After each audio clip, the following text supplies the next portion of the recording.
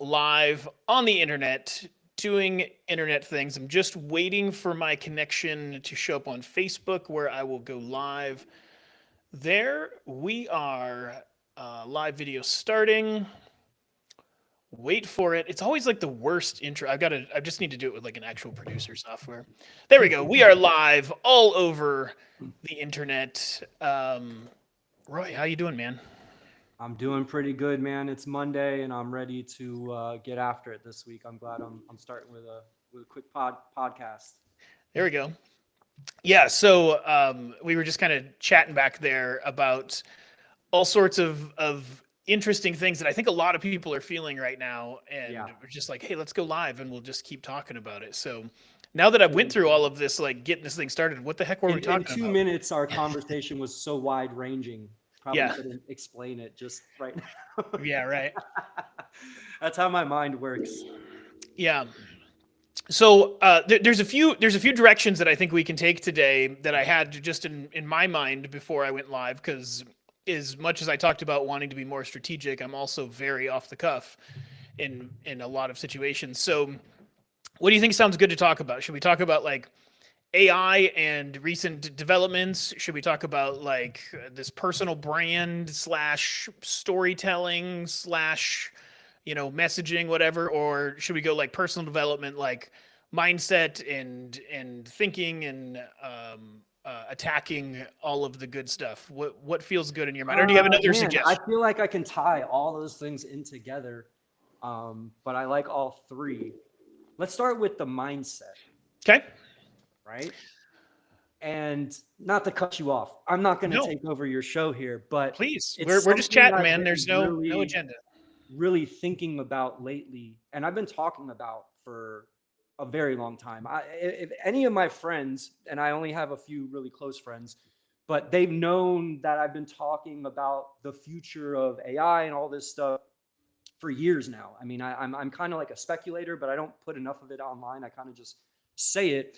And really, what it comes down to with mindset is a mindset shift that is basically happening now, and people need to start thinking about. And it's kind of like what we talked about just before getting on this on the pod is a shift from focusing on others to focusing on yourself, because the thing is, and today with the thing with OpenAI, with the new agent builder and whatever, Gemini 3 is supposed to be coming out this week, and Grok just improved their video model because obviously they're competing with the Sora Yep. thing.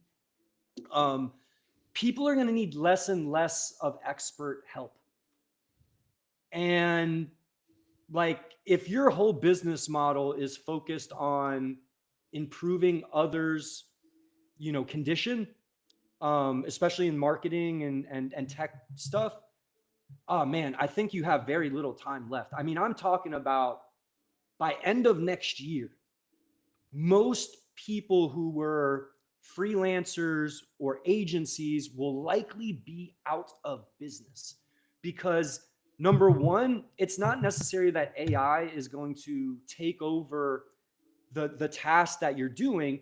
It's just that now a business could hire one internal person who could manage several AI systems, right? And know everything. Like think about agencies that work with 40 different businesses, and you don't have enough time to put your deep energy and your deep thought and your deep work into their project.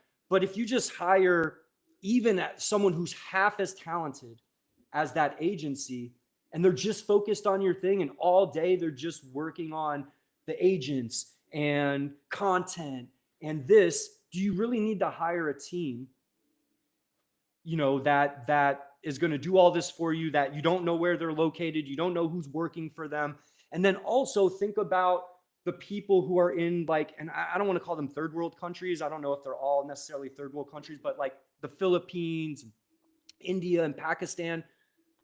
First of all, their ability to make impact for people is about to increase tenfold, even if they're not as talented or don't know as much as someone who's maybe in the UK or in the USA, right? So the talent barrier to do something is about to be eliminated. I mean, if you could just speak, if you could just talk, right? You can, like, literally a 3-year-old child, a 5-year-old kid could probably create something with AI that normally took someone that had heavy skills to create just by simply saying it. And one of the things, before I kind of get off my thing and let you kind of go in on it and what you think is, um, the biggest pushback I keep getting from everyone when I talk like this is, well, my clients don't even know how to use their cell phone. My clients don't even know how to open up their computer. Well, guess what? I don't know how to make music. I don't know how to do CGI, but apparently I can do it now. And what about when I don't need to even open a computer to do these things? Because OpenAI and Johnny Ive are working on screenless devices that take action for you by just speaking or even listening in on a conversation. Let's say me and you are in a conversation in person and we're talking about ideas and my AI is listening. It could be technically building it in the background in real time.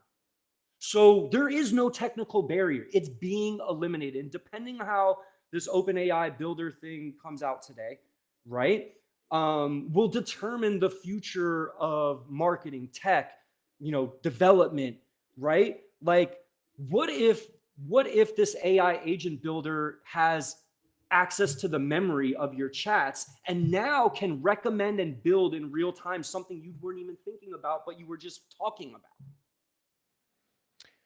Yeah, I think they're really important conversations to have right now. I think it's one of those things that I keep going back and forth on the fence about. I've been days where I've been like, no, listen, you don't understand. Like, the revolution is coming. Like, you thought fire was amazing? Wait until you see what AI can really do. Yep. Because this is the first time that we're outsourcing human consciousness and knowledge, where it's not a product, right? Like, all of Mhm. these arguments. And then I've been on the other side of it where I go, I don't know if that's a bunch of BS or not. And here's where I get stuck on it.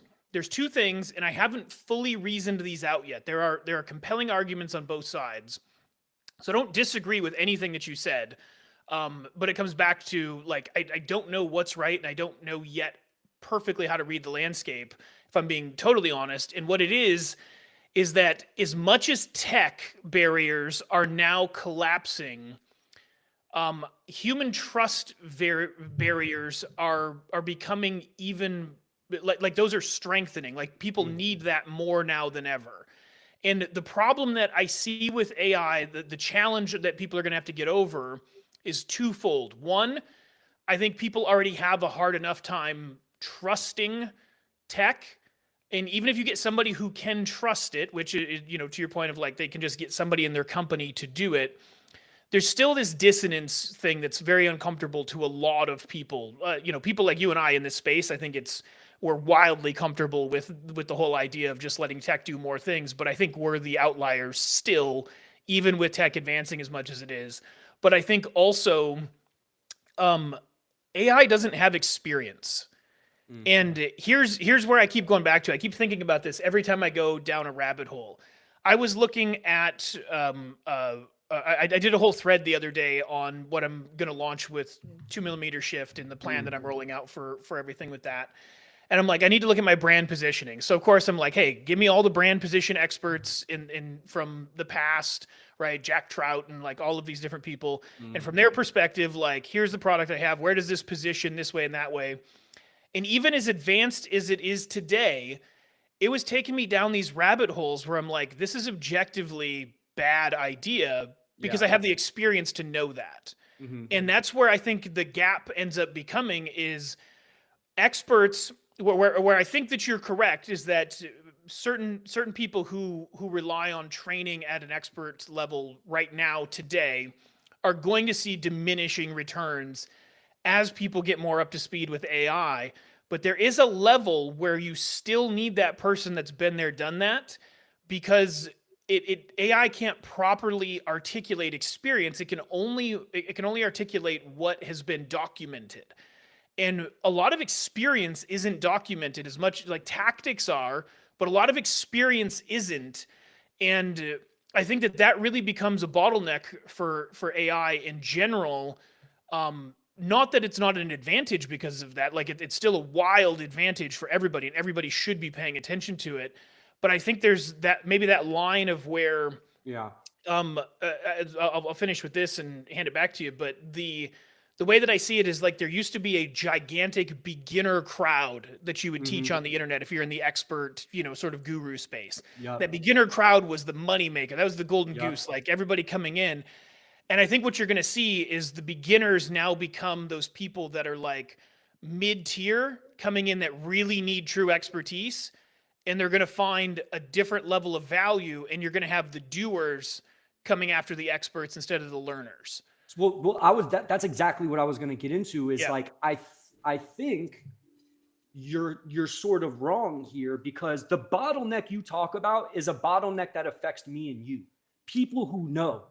But if you're someone that in the past never had a mentor, didn't know who to ask questions to, didn't know the first thing, like the advice you're finding online is bad advice if you're an advanced person who already understands it. But if you're a beginner and you have a clean slate, you don't know your ass from your elbows, basically, right? That advice is what's going to empower you to start. Sure. So the difference is that with the abundance of information, whether it's good information or bad, and not to plug my thing, but the 100 copyright prompts that I posted recently, which takes you through the learn and execute method, which is what Yep. I've sort of dubbed it, is a great example of why now that a bottleneck for beginners has been eliminated.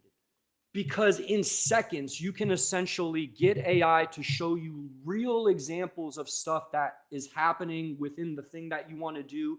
Then you can give it your ideas of what you think or what you're trying to do, and it can fit those things into a framework that now become the foundation for the growth that you're going to see to get eventually to the bottleneck. But the reality is, yeah, you dabbled with AI to look at your positioning, but that was just a experiment. That wasn't something that you were going to really rely on. You just wanted to see its opinion. And what you got back was validation for your own things as opposed to bad advice, right? But ultimately, what's going to happen is now anyone who wants to start something at the beginning is always going to start at AI. And the most advanced things is where sort of the money will kind of be able to be made with the gurus, but that's going to be eliminated too, because like I said earlier, if you just simply know how to speak and any language, it's not English anymore. It's not just, it's hundreds of languages basically. If you can just speak and articulate even the slightest amount of the concept that you want to start, AI will empower you with whatever information it gives you to at least get started. And guess what? What are you supposed to do when you start? Go fast and break things. Well, before people didn't start because it wasn't that they didn't want to go fast. They just didn't know what direction to even go in because I needed to know someone. And maybe let's say you run into a guy like me or you on the street or at a bar or like at an event, and we give you a bunch of game and we're talking to you for an hour. Like you don't remember any of that stuff later when you leave. Yeah, it's like I've always been kind of like the person that will get you excited and hyped up in the moment for that hour or two you're with me. Like you feel like you could take over the world, but then you leave me and you're kind of back to where you started and you don't really remember what's going on. Now you have a record of all those things and you get the same excitement at the same time. So it's a bottleneck for some, but it's an empowering tool for almost 98% of everyone else in the world.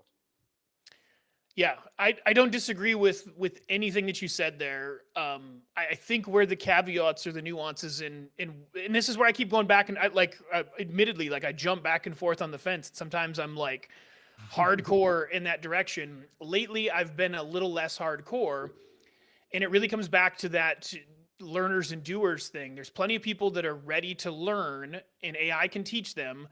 And just like what's always been true with human existence, right, is like the doers that requires habit changes in the real world, even if the information is solid. And one of the Yeah. things that an expert or a coach gives outside of like, even if they don't talk about this stuff, just the fact that they're there doing it and showing that they did it, Yeah. there's a level of motivation, right? Like one thing AI can't do, let's just say physiologically, it can't fire mirror neurons.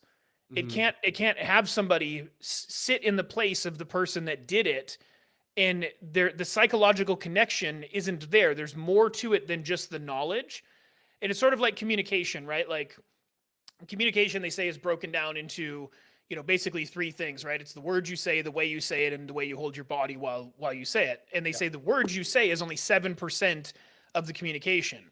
As Oh, far as I wow. can tell, AI is a very similar thing, because it doesn't necessarily have the ability to inspire or give anybody anything to look up to with confidence. And people without confidence just simply don't take action. They might dabble with it. It'd be like reading a book and then never doing anything with it. I agree. That is going to be wildly like. But that's the thing. Like I said, like the AI is just going to do it in the background. So for instance, in 2 weeks ago or 3 weeks ago, I was putting together some information that I wanted to be able to organize into slides. And instead of just making slides, literally ChatGPT made an entire application without me really asking specifically for that. It did it because it was the best and most effective way to do it.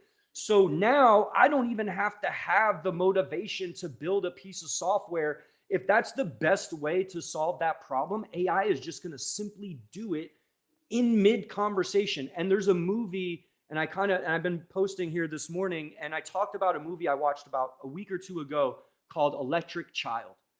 And in this movie, the guy is like a world renowned AI researcher. Think like Ela, the guy who left OpenAI, and he does like the safe intelligence or whatever. And what happens is he has a baby, and that baby is born with a genetic disease. They find out right away. And he built AGI, the first AGI model, and it lives in a black box, like on an island, essentially, in the computer, in the data center.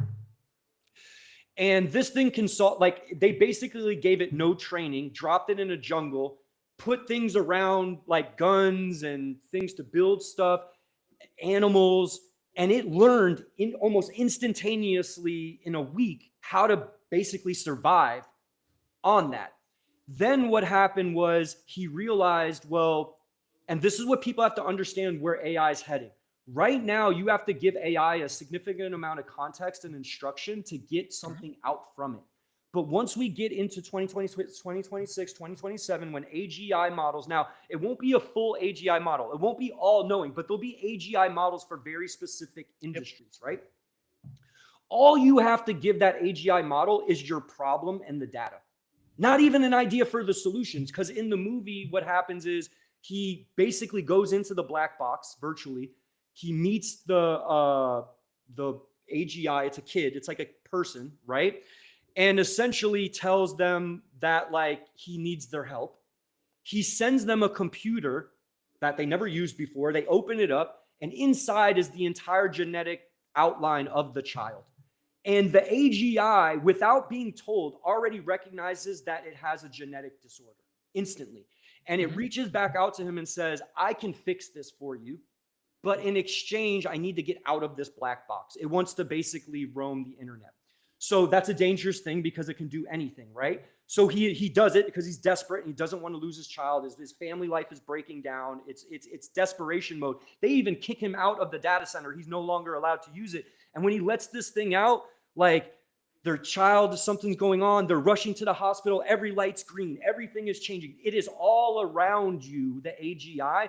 And when it gets in there, it starts doing a brain scan, which is supposed to fix it. They end up getting scared because they don't know what it's doing. They turn it off. And then the next thing you know, that AGI has a full replication of this child in the AGI world. So, and it shows who its parents are, and they have a relationship. And the big key here is that in the future, you're simply just going to have to give AI the data, and maybe not even what you want to make. If you just give it the data, it will come up with whatever it is that you want. So you really don't need a lot. Like by 2027, 2028, definitely 2030, that's how life is really, that's how life is really going to be. You just simply need to have some sort of data point, and AI will be able to take it from there and know exactly what to do without any context or direction. And that's a movie that everybody should watch just to see what it possibly could be like when this starts to happen. So I think you're 100% right in terms of the capability of AI, the way that it's very likely to progress. where And this my is hesitation, AGI, not necessarily yeah, AI, yeah, right? sure. The entire thing, like I haven't seen that movie. I'll go watch it for You sure. need But to watch like it for I sure. think about it like Minority Report, right? Like they're scanning your eye and everything. Every ad you see is personalized. You're walking through the mall and like there's all of Surprisingly, this these. movie isn't about that. It's really about this family's journey with the Yeah, genetic disease, and he just happens to be the world's greatest AI researcher. yeah. So it's not even it's kind of different than those type of movies, which I like Okay. about it. So the thing that gives me pause on it. So one is like, let's scale this out. Yeah. Yep. Let's say that exactly what you're saying is possible, and it is. I agree 100%. Is that's where it's all going, and it's Yep. borderline. In some ways, it's borderline there today with the right bit of Yeah. poking, right? Yep. Um, as that scales out and marketers do what marketers do and everybody wants to create an app and then they go, okay, well now AI, show me how to sell the app. And then they just have a bot going off selling it, so it's posting online and running ads for them and trying to figure everything out and do all this. Everybody's doing that. Yep. The whole market just collapses with noise. And then you go, well, how do I trust this one versus that one? Because I'm seeing 15 ads a day. And there's basically a limitation on what the human is actually able to take as value once something becomes that scaled Yep. up. And that's where I see a sort of a throttling of this. Like I think it's accelerating rapidly, but it's going to be throttled simply by the human experience because humans already have, like, trust is already a number one primal thing, right? Safety, security. Like if we buy into Maslow's hierarchy of needs, which is probably somewhere close to true, like you need your food, shelter, safety as the core thing. Yeah. Well, trust is a core piece where you risk some of that, and that's we already have that whole trust factor to get over as salespeople, as marketers, as whatever, and it's harder than it's ever been.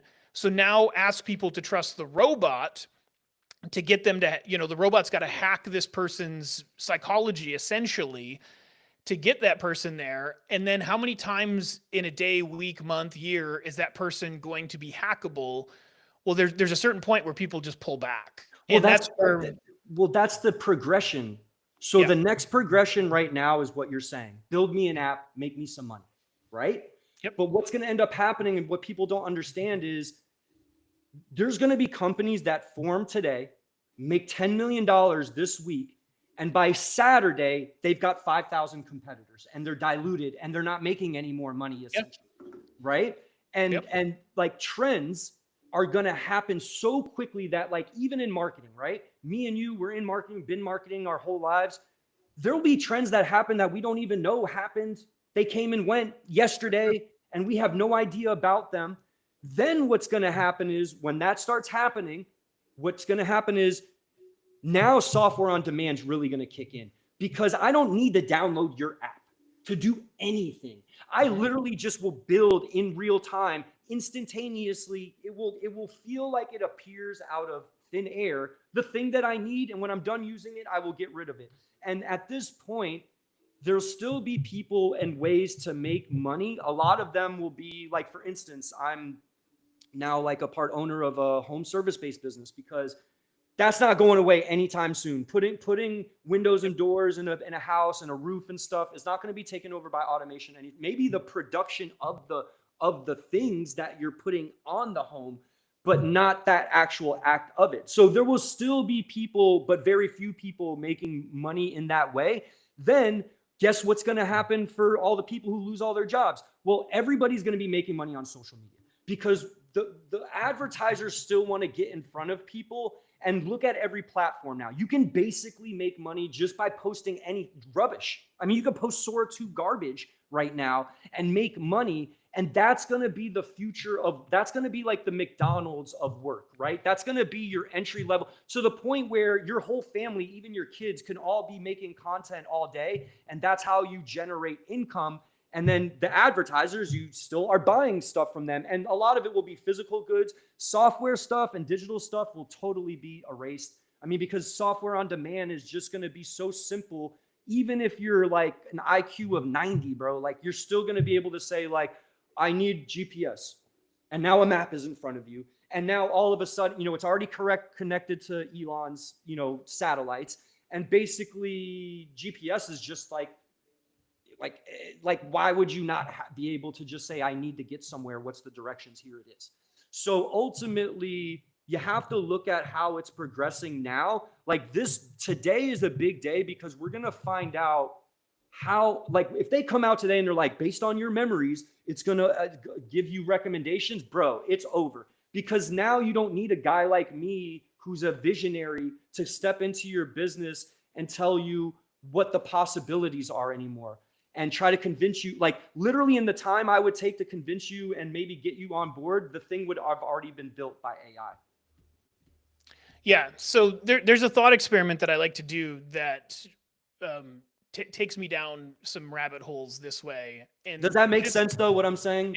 It certainly does. And I think you're right to a degree. I think there are certain things that are going to be hard to predict in terms of, we're all in our own sort of bubbles of influence. And, I know a lot of people that even if they were forced to try to make money with social media, even if it was easier to do, would be like a large giant leap for them mentally, emotionally, whatever. But it's a progression over time, and we'll see how culture changes that way. Well, they're going to have a clone. They're going to have a video clone that does it basically. Like it's not going to be them. It's not going to be them on the camera. They're going to essentially generate garbage, just whatever, copying other trends, copying other people, and they're still going to make some amount of money from it. And you have to understand the cost of everything is going to be much cheaper. So if you're making $500 a month, that might be equivalent to $5,000 a month right now.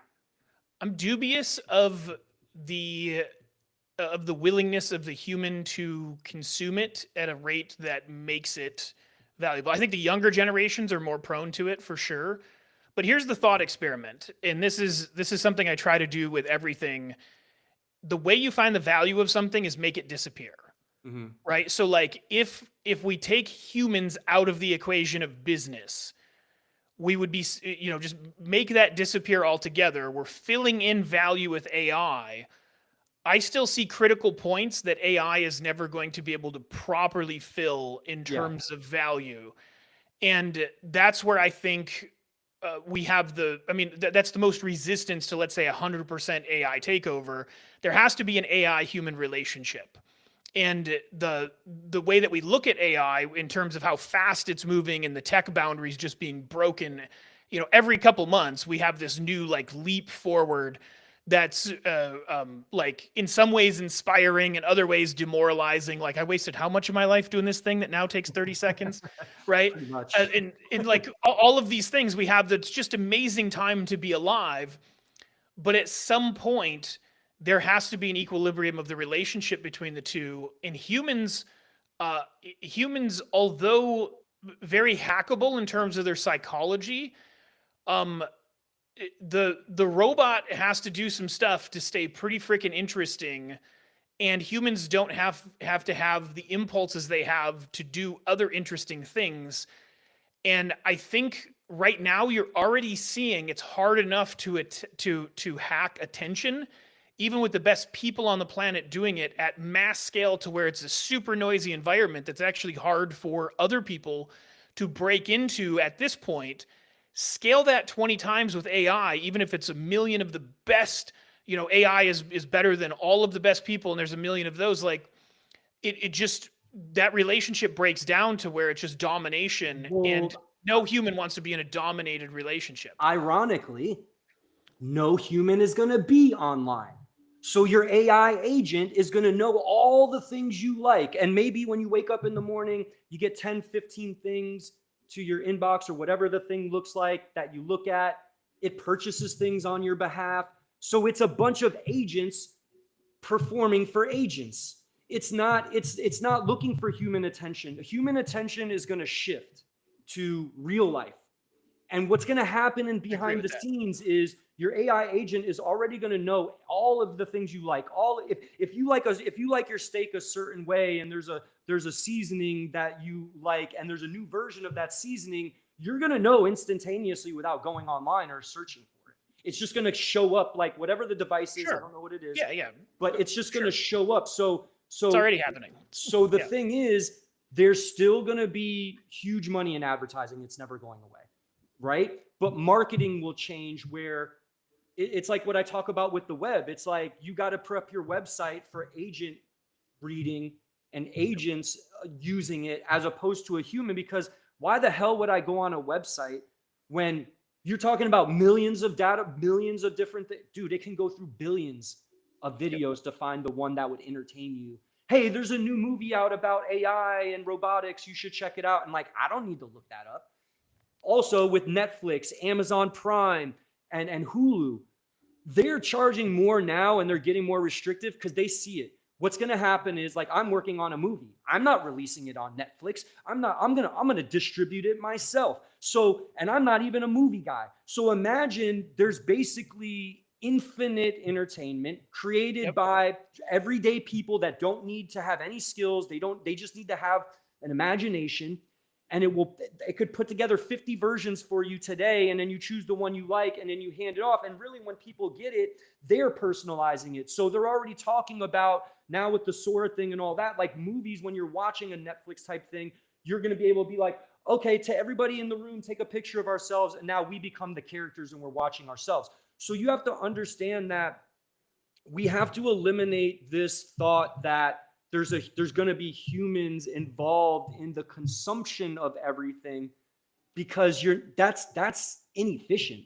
For me to scan social media all day to find the points that I like and people that I want to follow is a significant amount of work, and it weighs on you, your mental, I mean, everything. It hurts your health. When you don't have to do that anymore and it just comes to you and you're like, hey, AI agent, don't send me any thirst traps anymore. And you don't get them ever. You'll never see it again. And then that's really what people aren't taking into account, is they think it's one-sided. AI is going to do all this stuff and it's going to do it for me or to me. No, it's not. AI is going to be communicating with itself, and it's only going to share with you the things that pertain to you. And that's how it's going to work moving forward. And it's going to say, hey, this new thing is going on. Do you want me to build you the app to join it? I'm like, yeah, boom, done. Now you're in. You don't have to log in. You don't have to create a password. You don't have to do any of that. If I want to buy a house, my agent knows how much money is in my bank account, what my credit score is, and it can virtually show me. I won't even need a real estate agent. It's going to virtually show me everything. All of the token, every asset is being tokenized, because Donald Trump put together like a bill or whatever it was that's headed towards tokenization of real assets. And basically, you can instantaneously own a piece of something without ever leaving your couch, because it knows so much. Why do you think memory is the big key here to everything? Because at the end of the day, if it knows everything about me, it can make decisions for me. And obviously I can be like the yes or no between what happens and what doesn't. But look at the stuff with Gemini and all that now, or with ChatGPT with the Shopify stuff. Now, basically, you're never going to have to go to an e-com. First of all, Amazon is like crapping their pants. They got to come up with the same thing, because, dude, I'm going to tell you right now, the only companies that will be massive will be, first of all, the BlackRocks of the world that are the financial suppliers, and the banks, and some, maybe not even the banks because of tokenization, but the companies that own the data centers, Grok, ChatGPT, Gemini, a couple of them in China. That's basically the megalithic companies that will be the Coca-Colas of the future, where they're the ones that own everything. And then everybody else is just working off of that, which is why I'm a big proponent of localizing your AI experience, because if you own it on your machine, you have a lot more flexibility, no restrictions, no limit. Your only limitation is your compute. And that's going to be the thing is, compute is hard to find. So that's really what's driving. If we had enough compute and energy, we would have already solved every major life issue at this point. It's really an energy problem now. It's not a technology problem anymore. We can't get ASI and AGI because of energy and compute. Nothing else. There's no other thing that's stopping us. We can't solve cancer because of compute. Once we can throw billions of dollars at compute at one problem, it'll be solved in an instant. And that's going to be the difference, and I don't want to say a couple years, but definitely by like 2035, that's the norm. We're going to look back to the days where like medicine, it costs a lot of money because the billions of dollars that are invested in it over decades is really what drives the cost. It's not necessarily a production situation. And Yeah. now that's going to happen in a day. It's going to happen in what took 10 years is going to happen in a day. Yeah. So I don't disagree with a lot of that. Um, where I continually stay stuck, and even to the point of like robots interacting with robots, like I know what you mean by it. I don't necessarily think it's that they're interacting with each other on social media or engaging in ads and stuff. I think that becomes Well, it's a just behind a the race scenes to the thing that bottom. we won't know what's happening in the Yeah. have you ever watched the movie Colossus? It's like from like 69 or 79 or something like that. Maybe. And it's a movie about AGI. And basically what happens is the US creates an AGI that they then put in charge of decisions for the country, right? And it's like a black box. Like they don't necessarily know how it works, but it works. Sure. Then they find the AGI finds out that Russia has created an AGI. Yep. And they find each other. And they start communicating in a language that we don't understand, in a computational language, in things behind the scenes. And it basically starts threatening us. It fires off nuclear weapon, all types of, you got to watch that one too. But ultimately, what's going to happen is it won't be on a social media feed. It will just be ones and zeros or whatever it is that the way that whatever the way AI thinks is the most efficient way to communicate is how it will happen. Yeah, no, I totally get it. Where I think it gets interesting is so to assume that future, we start to have to assume the things that humans value are no longer things they value. And so I went through this thing a couple of years ago when I first started to see AI, and I could see this thing just totally replicating out. And I said, okay, where does this go? Because if you play with AI for 10 minutes, you start to believe that it can do anything at some point. Even if it's failing on you, you're going like, oh, this is just the beginning. Like, holy crap. And your mind just layers ever be. all this stuff, right? Like you're entertaining yourself in your own head, just like it's like its own mushroom trip, right? Where you're just like, oh my gosh. And so I went down this rabbit hole, and this is the basic thing that I had come to. And I don't know that I feel differently about it today. What I realized is the end of it, if it is to be what it can be, the end of it has to end with something that resembles what people talk about when they talk about communism or socialism as a positive thing, right? Mm-hmm. Now, here's the deal. This is my theory. I don't know if it's true, but my expectation is that communism, socialism typically doesn't work because there is a top-down rule to it. Somebody decides to take that top position, and now everybody has to bow to them because of the way the system's built, right? Like, without getting deep into the philosophy, that's the general breakdown that it always has. I think what AI does, if it goes in this direction, is it builds new infrastructure, new habits. It carries people along. There's iterations of people connecting and disconnecting, and there's iterations of plateaus and then new peaks.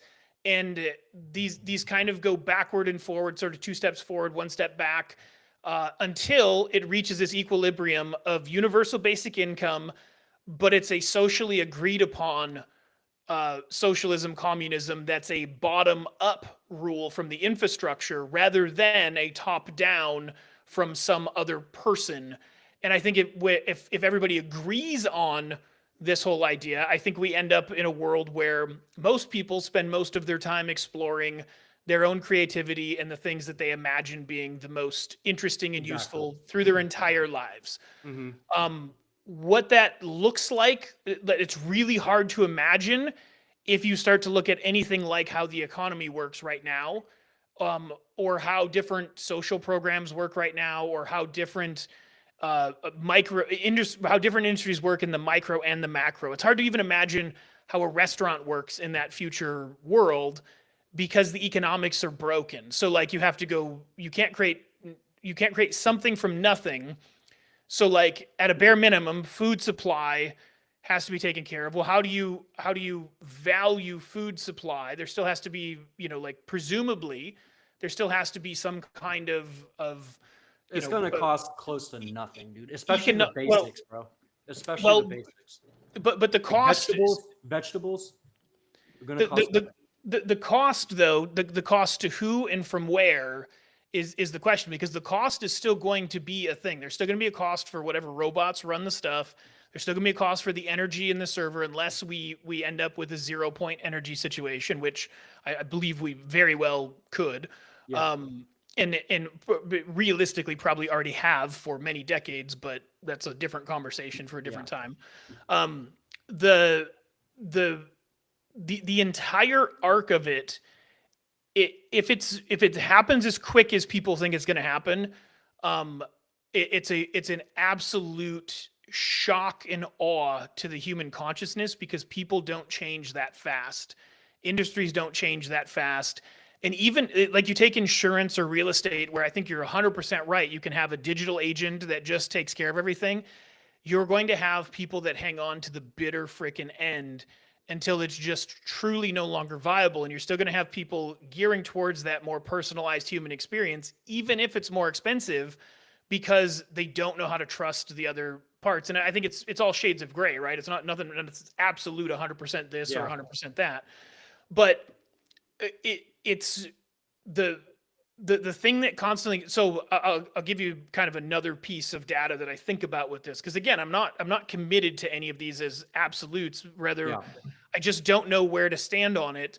Because I remember ChatGPT 3 came out publicly. I was playing with Jarvis before that, and then GPT 3 Good came out old and it kind Jarvis. of got big, right? Yeah. Jarvis before it was Jasper, which was Yeah, exactly. just a I remember. weird, terrible name shift. But um, anyways, they did well, so I can't knock them for anything. But the ChatGPT 3 came out. I started seeing the implications, and I started building software. And I had a whole thing built. I still have it. It's really cool. There's still really nobody doing it quite the way that I was doing it, which is shocking to me, because when GPT-4 came out and they introduced um, Multi-model. custom GPTs, I Yeah. went, there's no way that I develop faster than this actually goes. When I saw what a custom GPT could do, I went, there's no chance that what I build is going to get there. And here we are, a year and a half, 2 years later on custom GPTs, and there's still nothing building what I was building. And there's still nobody even in the tool sets have built what I was mapping out. And I don't mean that to like toot my own horn. It's just that it makes me feel like as fast as it's moving, it's not moving as fast as it could, because there's there's limitations, right? Like if you're Chat GPT, if you're Open AI and you're going to roll out a new feature, you have to look at the implication of that new feature, and you have to take the market where it's going. And you can't just like one of the things that can kill a good company too quickly is releasing something too good too fast. Yeah. Right. And we're Oh, at a they got point. plenty of stuff behind the scenes that we have no idea about for sure. Yeah, yeah. So there's got to be it comes back to this relationship. How do the humans have relationships with the AI? And then I look at other stuff and I go, even on GPT-5's even on their launch program, their actual live stream, they still had it glitching, doing things that it wasn't supposed to. And this was the biggest, most advanced ever. And then it came out and it was trash compared to the old model, until they've got it a little better now than what it was. But like, I still prefer the old 4.0, stuff compared to what I'm getting out of 5 now. Maybe 5 Pro is pretty solid for code, but nonetheless, like, it's really easy to paint the picture of like how capable it is and forget how much it actually screws up, and how much time it still takes a human, even today with as advanced as it is, to actually make it do it right. And that's the part that gets me going. Like, I see where it's possible, and I can go to an agentic model like Manus, and it builds this crazy, like, it whip off an app like it's nothing, and then it'll like I just built a custom dashboard for a customer the other day on it that's like better than anything I would have built any other way. And it just feeds in from a spreadsheet because that's what they wanted. And it was like, sweet, this can really do this thing very, very well. It took me not that much to get it there. But then if I go ask it to write copy or run a market analysis or try to figure out brand position or like do real human expert level thinking, it's like 70% good and the rest of it is trash, where I have to go, no, that's actually like a really bad idea. So it's just there's still a pretty large gap from where it's at today to like the extreme end of those other things. And I think the human relationship is going to control how quickly that gap closes. Well, the gap between the AI being perfect and then humans to AI, the humans to AI gap is way larger. So what they really stress, if you look into the white papers and stuff, which I'm really into, I look into benchmarks and white papers, and I'm not just using commercial stuff all the time, right? That's kind of like my whole shtick. The percentage that it's wrong is far less than any human, basically any normal human on the planet. So you have to think about it in that way, right? And really what it comes down to, well, number one, I want to say this one thing. I know we're in a simulation and we are AI, because why is there, I'm looking at this Colossus movie, dude, it came out in 1970, and the concepts are exactly spot on. So it was a grooming period. It's been a grooming period for 30 years inside the simulation, to where now we believe this is possible, to where it's not science fiction, it's reality. And you don't get there by flipping a switch in a day. Because you know what happened back in back in like when they thought people were witches, and if you did something amazing, like they were like, oh my God, he's like a demon.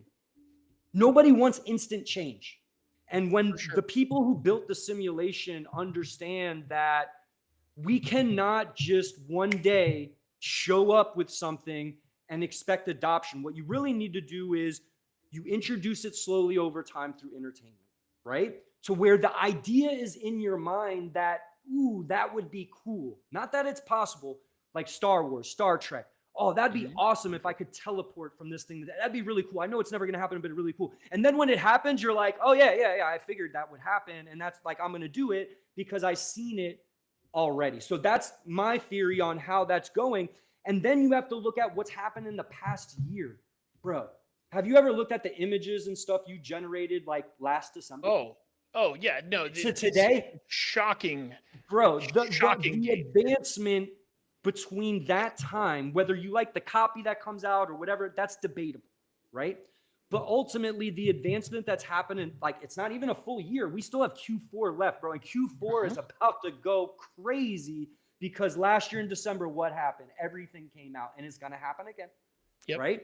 So ultimately, what's happening is it's moving fast as hell, Josh, but it's happening so fast, it's a blur, and you're not catching it. And it's just adopted instantly because you already had the thought in your mind. You already had it embedded in your mind that even if it's not possible, that'd be cool or that'd be interesting. And then when it happens, you're like, well, of course it would happen. And you're not afraid of it. You're not scared of it. You talk about trust. So I live in a building where there's hundreds of people that live here, and I go to the pool and I know a lot of people I get to know a lot of people. And I even have like a bunch of girlfriends, not people I'm dating, but girls that are my friends. Dude, I thought they were not all using ChatGPT. They're literally using it nonstop. They use it to talk to their boyfriends. They use it to communicate with their friends. They use it for advice. I had one person tell me they stopped going to therapy because it costs too much and they can just use ChatGPT and get the same thing. They feel like they're getting the same thing back. So the trust level barrier has already been completed in my mind. Yes, me and you are thinking about it on different levels. We look at privacy. We look at hackability. We look at all these things. But the average person who was never in this position that we're in has no idea. Like my dad, who's 62, 63 years old, dude, like every ad he sees, every person he doesn't know real from fake, right? But me and you, we know that. And then people who are younger, they don't care.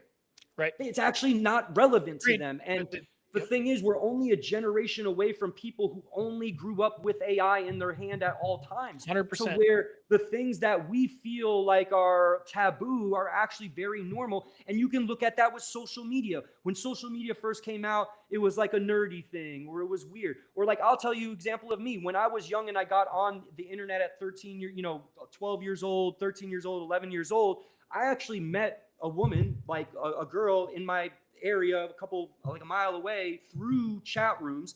And I went and met her at the movies. And I remember telling my friends about it. They came with, they thought it was so weird. They were like, dude, like, like, why would you do that? That's odd. Even going into college, I was doing that. And like, people would be like, they thought it was the weirdest thing. Now people are getting married after meeting online.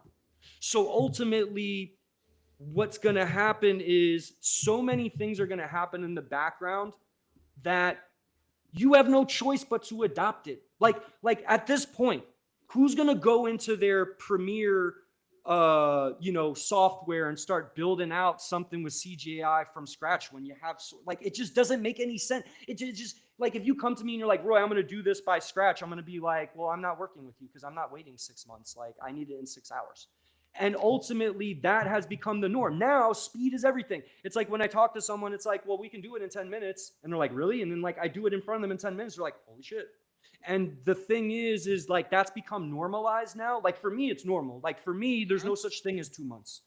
2 months does not exist in any realm of things, not only because it takes a short amount of time to get there, but it's not going to last that long. I mean, look at N8N and Make. You don't think they're shaking in their boots right now and trying to figure out, well, shit, like if everybody can just do this, like, where are we? I'm gonna be honest. A year from now, those companies may not exist, or at least not in the form that they do exist now. Because why would you go outside of the ecosystem, which Apple was very good at doing?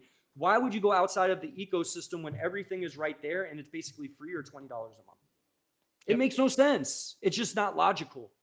Nope, 100%. Agree with you on that. Where I get stuck, in the younger generation is definitely where this any argument that I have breaks down rapidly as we go to younger generation. At about 15 years old. But the question becomes, to what end? So yes, you can. And by the way, I agree. Like your friend that said like she replaced her therapist with it and she feels like she gets more out of it. Totally agree. 5 years from now, will she still get more out of it because she's actually been able to make the changes? Same with the person who's doing any of these software things, any of these other things. Does it actually stand past the initial awe of it? And, like I've talked about this a lot. I was going to try not to talk about it today, but I can tell you as a magician, right? Like the magic trick that AI is able to perform right now is nothing short of awe-inspiring. Yeah. My curiosity is, giving time, what happens when we start to look under the hood in a more specific way? And are we so the argument could be that let's use the therapist thing for a second, like, oh, this really feels like I'm getting asked the right questions and now I feel better about it, but does it change behavior? And if it does it change behavior in a way that's actually positive and productive towards society and their lifestyle as a whole and the inner needs of the human? Or does it just change behavior in some other cultural trend modified way at the moment? We could argue whether that matters or not, but I think it does long term, because this all arcs past the initial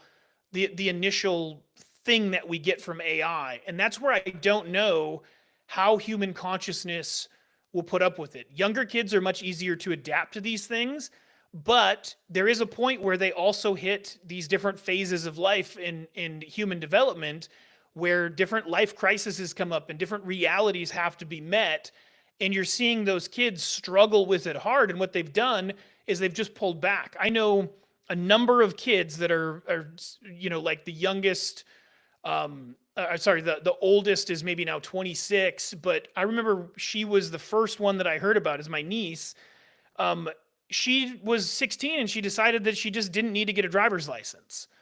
And my son, he ended up getting his pretty quick, but his girlfriend, they're all great people. There's nothing wrong with them. They're not broken or anything, but like, she's 20 or 21 now, and like she's just finally gotten her driver's license. And my son has this like, I'm super proud of him because at his age I never had what he had. He's got, tens of thousands of dollars in the bank. He just bought his first brand new car, and he's just working a regular job. He's not doing anything, spectacular, but he doesn't have interest to go do anything else. And so I look at that and I Yeah, go, if that's the there'll be a entire lot of that. younger generation, where does that cascade to? At some point, the human consciousness goes, is this life?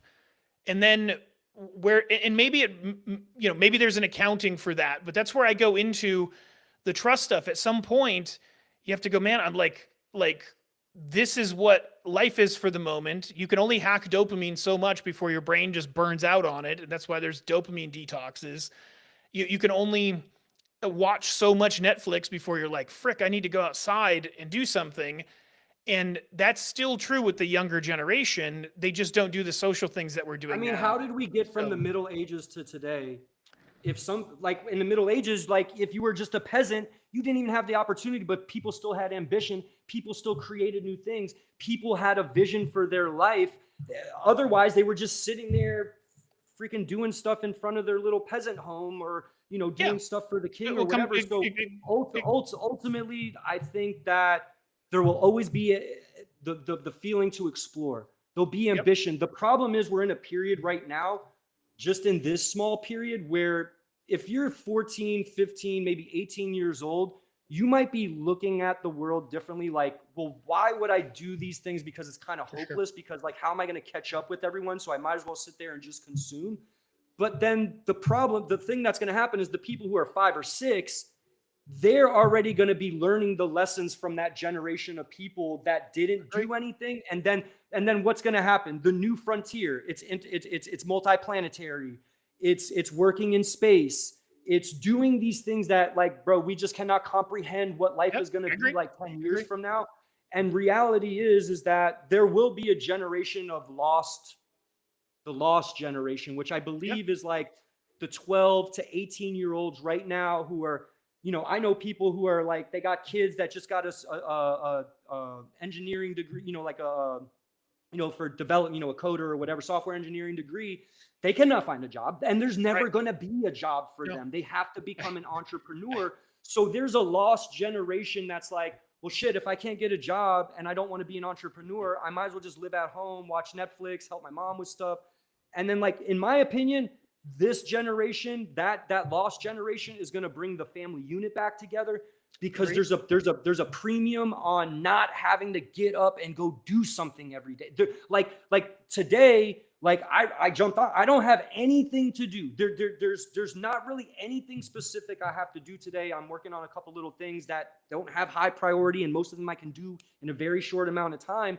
Like, I have the freedom to explore. I have the freedom to have this conversation with you. I have the freedom to walk my dog and shoot a video. I have the freedom to do all this stuff. And, like, I can spend time with people I care about now, and communicate with them differently, because I don't have something going on. And the thing that with the generation above that, where we're like, the family unit is gone and nobody wants a relationship, well, that's going to come back, or everything moves in cycles like clothes. And Agreed. right now, what's going to happen is that 12 to 18-year-old generation is going to cycle back on family and on relationships. And then the one after them is going to be the one that's really the accelerant for things that are literally out of this world. And, like, I for think that's me all and fair. you, like, Yep. we're about the same age. We came up in, the Steve Jobs times, and, the Microsoft days, where we had nothing but inspiration all around us, and it was hard to solve these problems. Like, I had to spend, I mean, it's been 20 years I've put in work to get to where I am right now. And like, some people are just joining 3 years ago and they're surpassing me or you. And it's like, that's how it's happened. Me and you were like, dude, I learned how to write code from a book. You know Yeah. what I Right. mean? Like, literally, like, reading a book and trying, and then just like sitting there for a week trying to solve the simplest thing.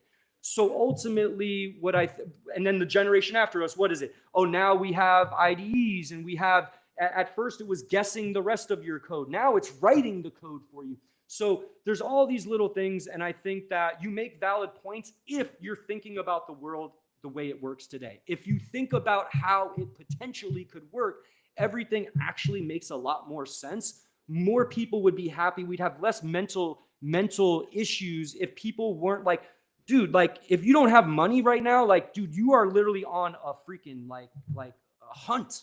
You're literally hunting for survival. But what happens when you don't have to do that?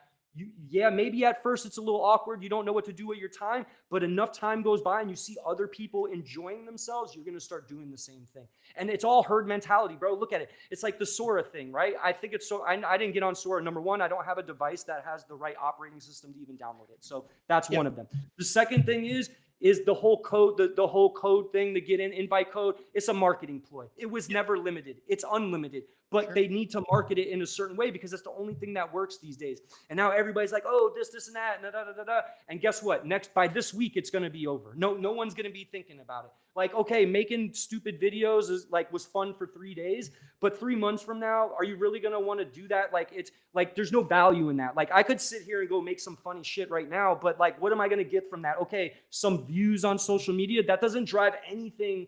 There's people literally ditching what they were doing just on last week. And when this came out, they have done nothing but that.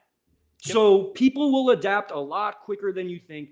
Trends will come and go so quick. I mean, dude, just imagine a trend happening in an hour and disappearing. And I was talking to my wife about this like 10 years ago, bro. I was literally like, you know what's going to happen in the future? Like a trend's going to come and go so quick. She's like, oh, that's kind of weird. I'm like, but look at it now. Like a song lasts the summer.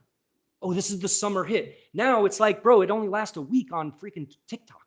It doesn't have to be a season. Did you ever hear about, oh, this is the summer song? No one talks like that anymore. And it's just the way that it's just only going to accelerate, especially after today and the next coming weeks and by the end of this year.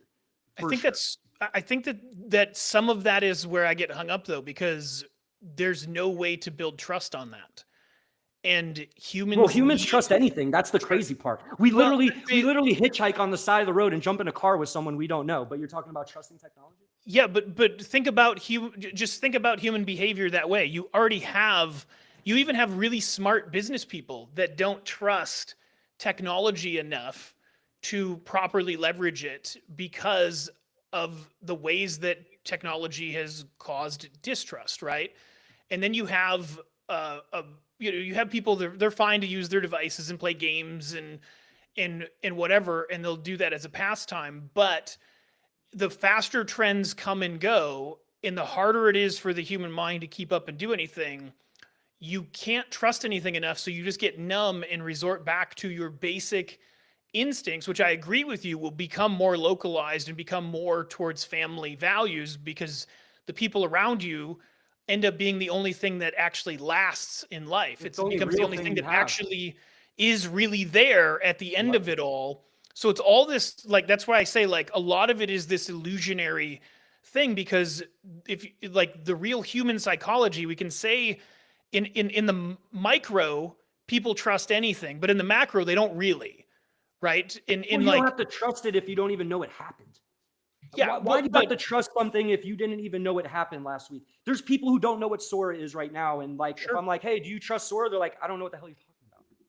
Yeah, so the more pervasive that gets and the more that continues, though, the more that has an effect. I don't know what that effect is. I'm speculating that human consciousness may play a bigger role in the relationship with it than what we currently think about when we're just thinking all AI. Mm-hmm. But I'm also not naive to the fact that human consciousness is fairly hackable, right? Like and I hate to say it that way because social media and cell phones. Yeah, I mean, there is a path. It's typically more of a slow burn. Yuri Bezmenov talked about this 2 decades ago on how to topple the entire U.S. civilization through a series of things. If you look at Saul Alinsky and Rules for Rat, like there's all of these architect plans to completely change human behavior and undermine their values and what they trust the most. But there's still a fundamental individual human experience that typically wants certain things. Taking everything away, they either submit to a life that feels nothing like being alive, or just to basic survive, or they decide that they would rather die. And to not feel that way, they entertain themselves with little social media games and little things like that. Because if I am a kid in high school right now, which my fiance is actually mentoring one from the school through a school program right now with her business. And that girl is going like, I don't know what to do. And she just got introduced to ChatGPT the other day, and she went, "Oh my God, like I was going to be a graphic designer." She's looking at it going, "How do I even think You about don't. You that don't. thing?" So like, if you're that age and you can't see yourself becoming great in any way, there's like one of the most important things in human consciousness, to take it like slightly away from AI, just human consciousness in general, is a compelling vision of the future. If you don't have a compelling vision of the future, that completely dictates the actions you're willing to take, the decisions you're willing to make, the risks that you're willing to take, and even the amount that you're going to trust the people closest to you who actually have your back all the time. Like it can cascade into a myriad of things, and that is absolutely happening to our high schoolers right now. Now, I'm not saying like the sky is falling and we need a solution, but like there is a real sort of facade to a lot of these things where we go, look at the opportunity and the potential. When for a lot of that younger generation, even though they'll adapt on the social media, whatever the next Snapchat will be, or whatever the next TikTok is, or whatever, they'll be there to participate. But will it actually, like, at what point do they realize they're not added value to their life, and because of that they can't add any value to anybody else's life, and they feel valueless? Like that whole psychological structure has to change. Hacking that's beyond hacking it, that's actually changing it, right? Like fundamentally changing it. I'm skeptical on how far humans let that relationship slide into an abusive category. I mean, inherently, we trust technology because we are technology. It's in our DNA. We are no different. We are no different than any other thing, even a grain of sand on this planet. We're all technology. Everything you see, the energy fields from the sun, the energy, the intelligence that we dug up from the ground, everything is technology. And I believe just inherently in our genome, we trust it. And that's why it's accelerated so much, is because we don't understand totally who we are. We have visions of it and we have thoughts of it. But the reality is we are technology. We trust technology. And then think about the second thing that you talked about, where like someone who's like, oh, I wanted to be a graphic designer. Shit, in high school, I wanted to be a professional athlete, but I'm not. And I quickly changed to, first of all, I was in first grade. I probably wanted to be a firefighter. So at the end of the day, I don't believe that that's going to be a deterrent. Humans naturally, through the processes in our mind, not our brain, in our mind. Remember, I always talk about the mind is outside of the brain. Yep. Through our mind, we will gravitate to the next thing because it's built into us. So I have no worries about that 15-year-old girl who wanted to be a graphic designer. The thing is, she got introduced to a tool, and now she's going to be thinking differently. She's going to want to become something different than you always want to become something until you find out that there's something else that interests you more. No, you're not wrong. The difference is when you had that as a younger person, you actually saw examples of it being successful, and you could see an arc to yourself getting there. Well, the definition of success is going to change. The definition of success isn't going to be billionaire status, because the reality is, yes, it will be nice to be able to have your own spaceship and whatever.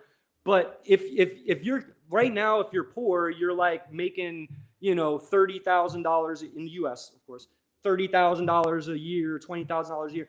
In the future, you'll be poor if you're making $500,000 a year. And that money's going to go a lot farther. And you're going to have think about like broke people today. There's broke people that live in a penthouse, that have a Mercedes, that have all these things. The quality of life is going to increase.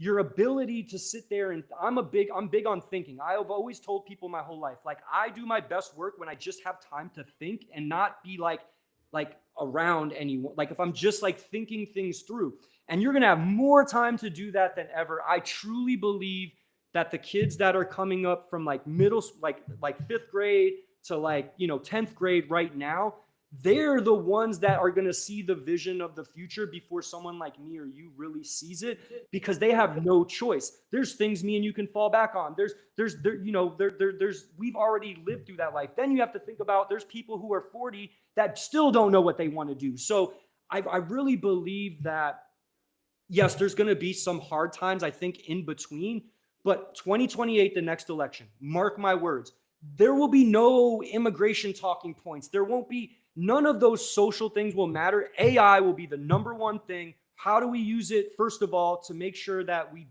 as a country, we dominate, which we do because we own all of the infrastructure. Then it's going to come down to, how do we make it benefit? Who's going to have the plan to make it benefit the average human, right?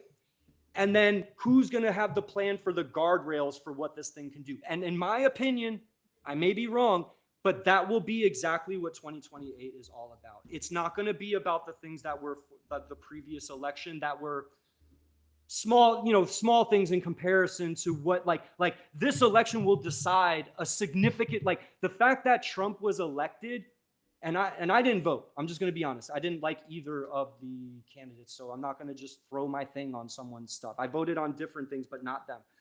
But the fact that Trump has embraced AI for us and allowed all the, bro, that was by far the best thing that could have ever happened to this country.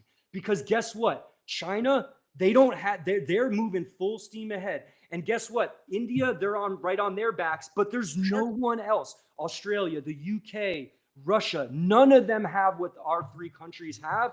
And if we want to stay competitive, we're going to need the next leader to be hyper focused on, how do we use this to benefit us the most? How do we uplift everyone in the country? Because we can do it now. Capitalism is going to change. 20 years from now, bro, it won't be capitalism. It won't be communism or socialism. It will be something new. There'll be a new term that we talk about, but then there'll still be hard times in life when people who are going planet to planet. If I go to Mars with Elon, it ain't going to be like it's on Earth. Is going to be easy mode.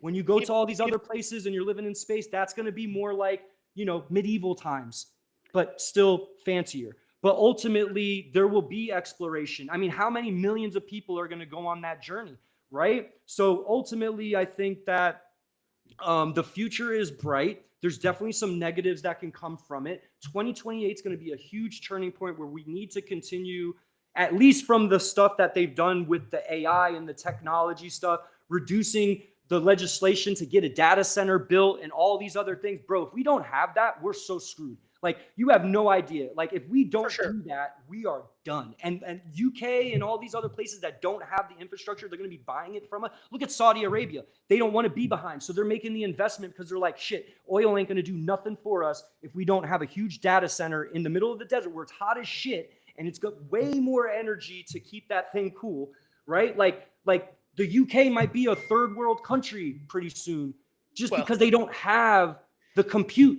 There's no compute and there's nowhere to put a data center. They don't even have the land to do it. Yeah. So I think if we actually go like real interplanetary and there's real like alien disclosure to the degree that there could be, I think every single thing we talked about today is completely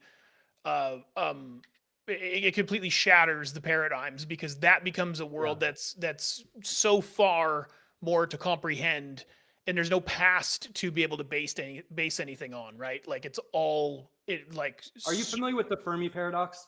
Yeah, for sure. The Fermi paradox? Yep. I truly believe that. I don't think there's aliens close enough to us or out there for us. We're never going to meet them. I'm just being honest. There are other things in this universe, which is extremely, and we're finding it's more vast than we thought. But I believe that the timing, the location, it's just, in my opinion, it's not going to happen. First of all, if you're an alien race, right?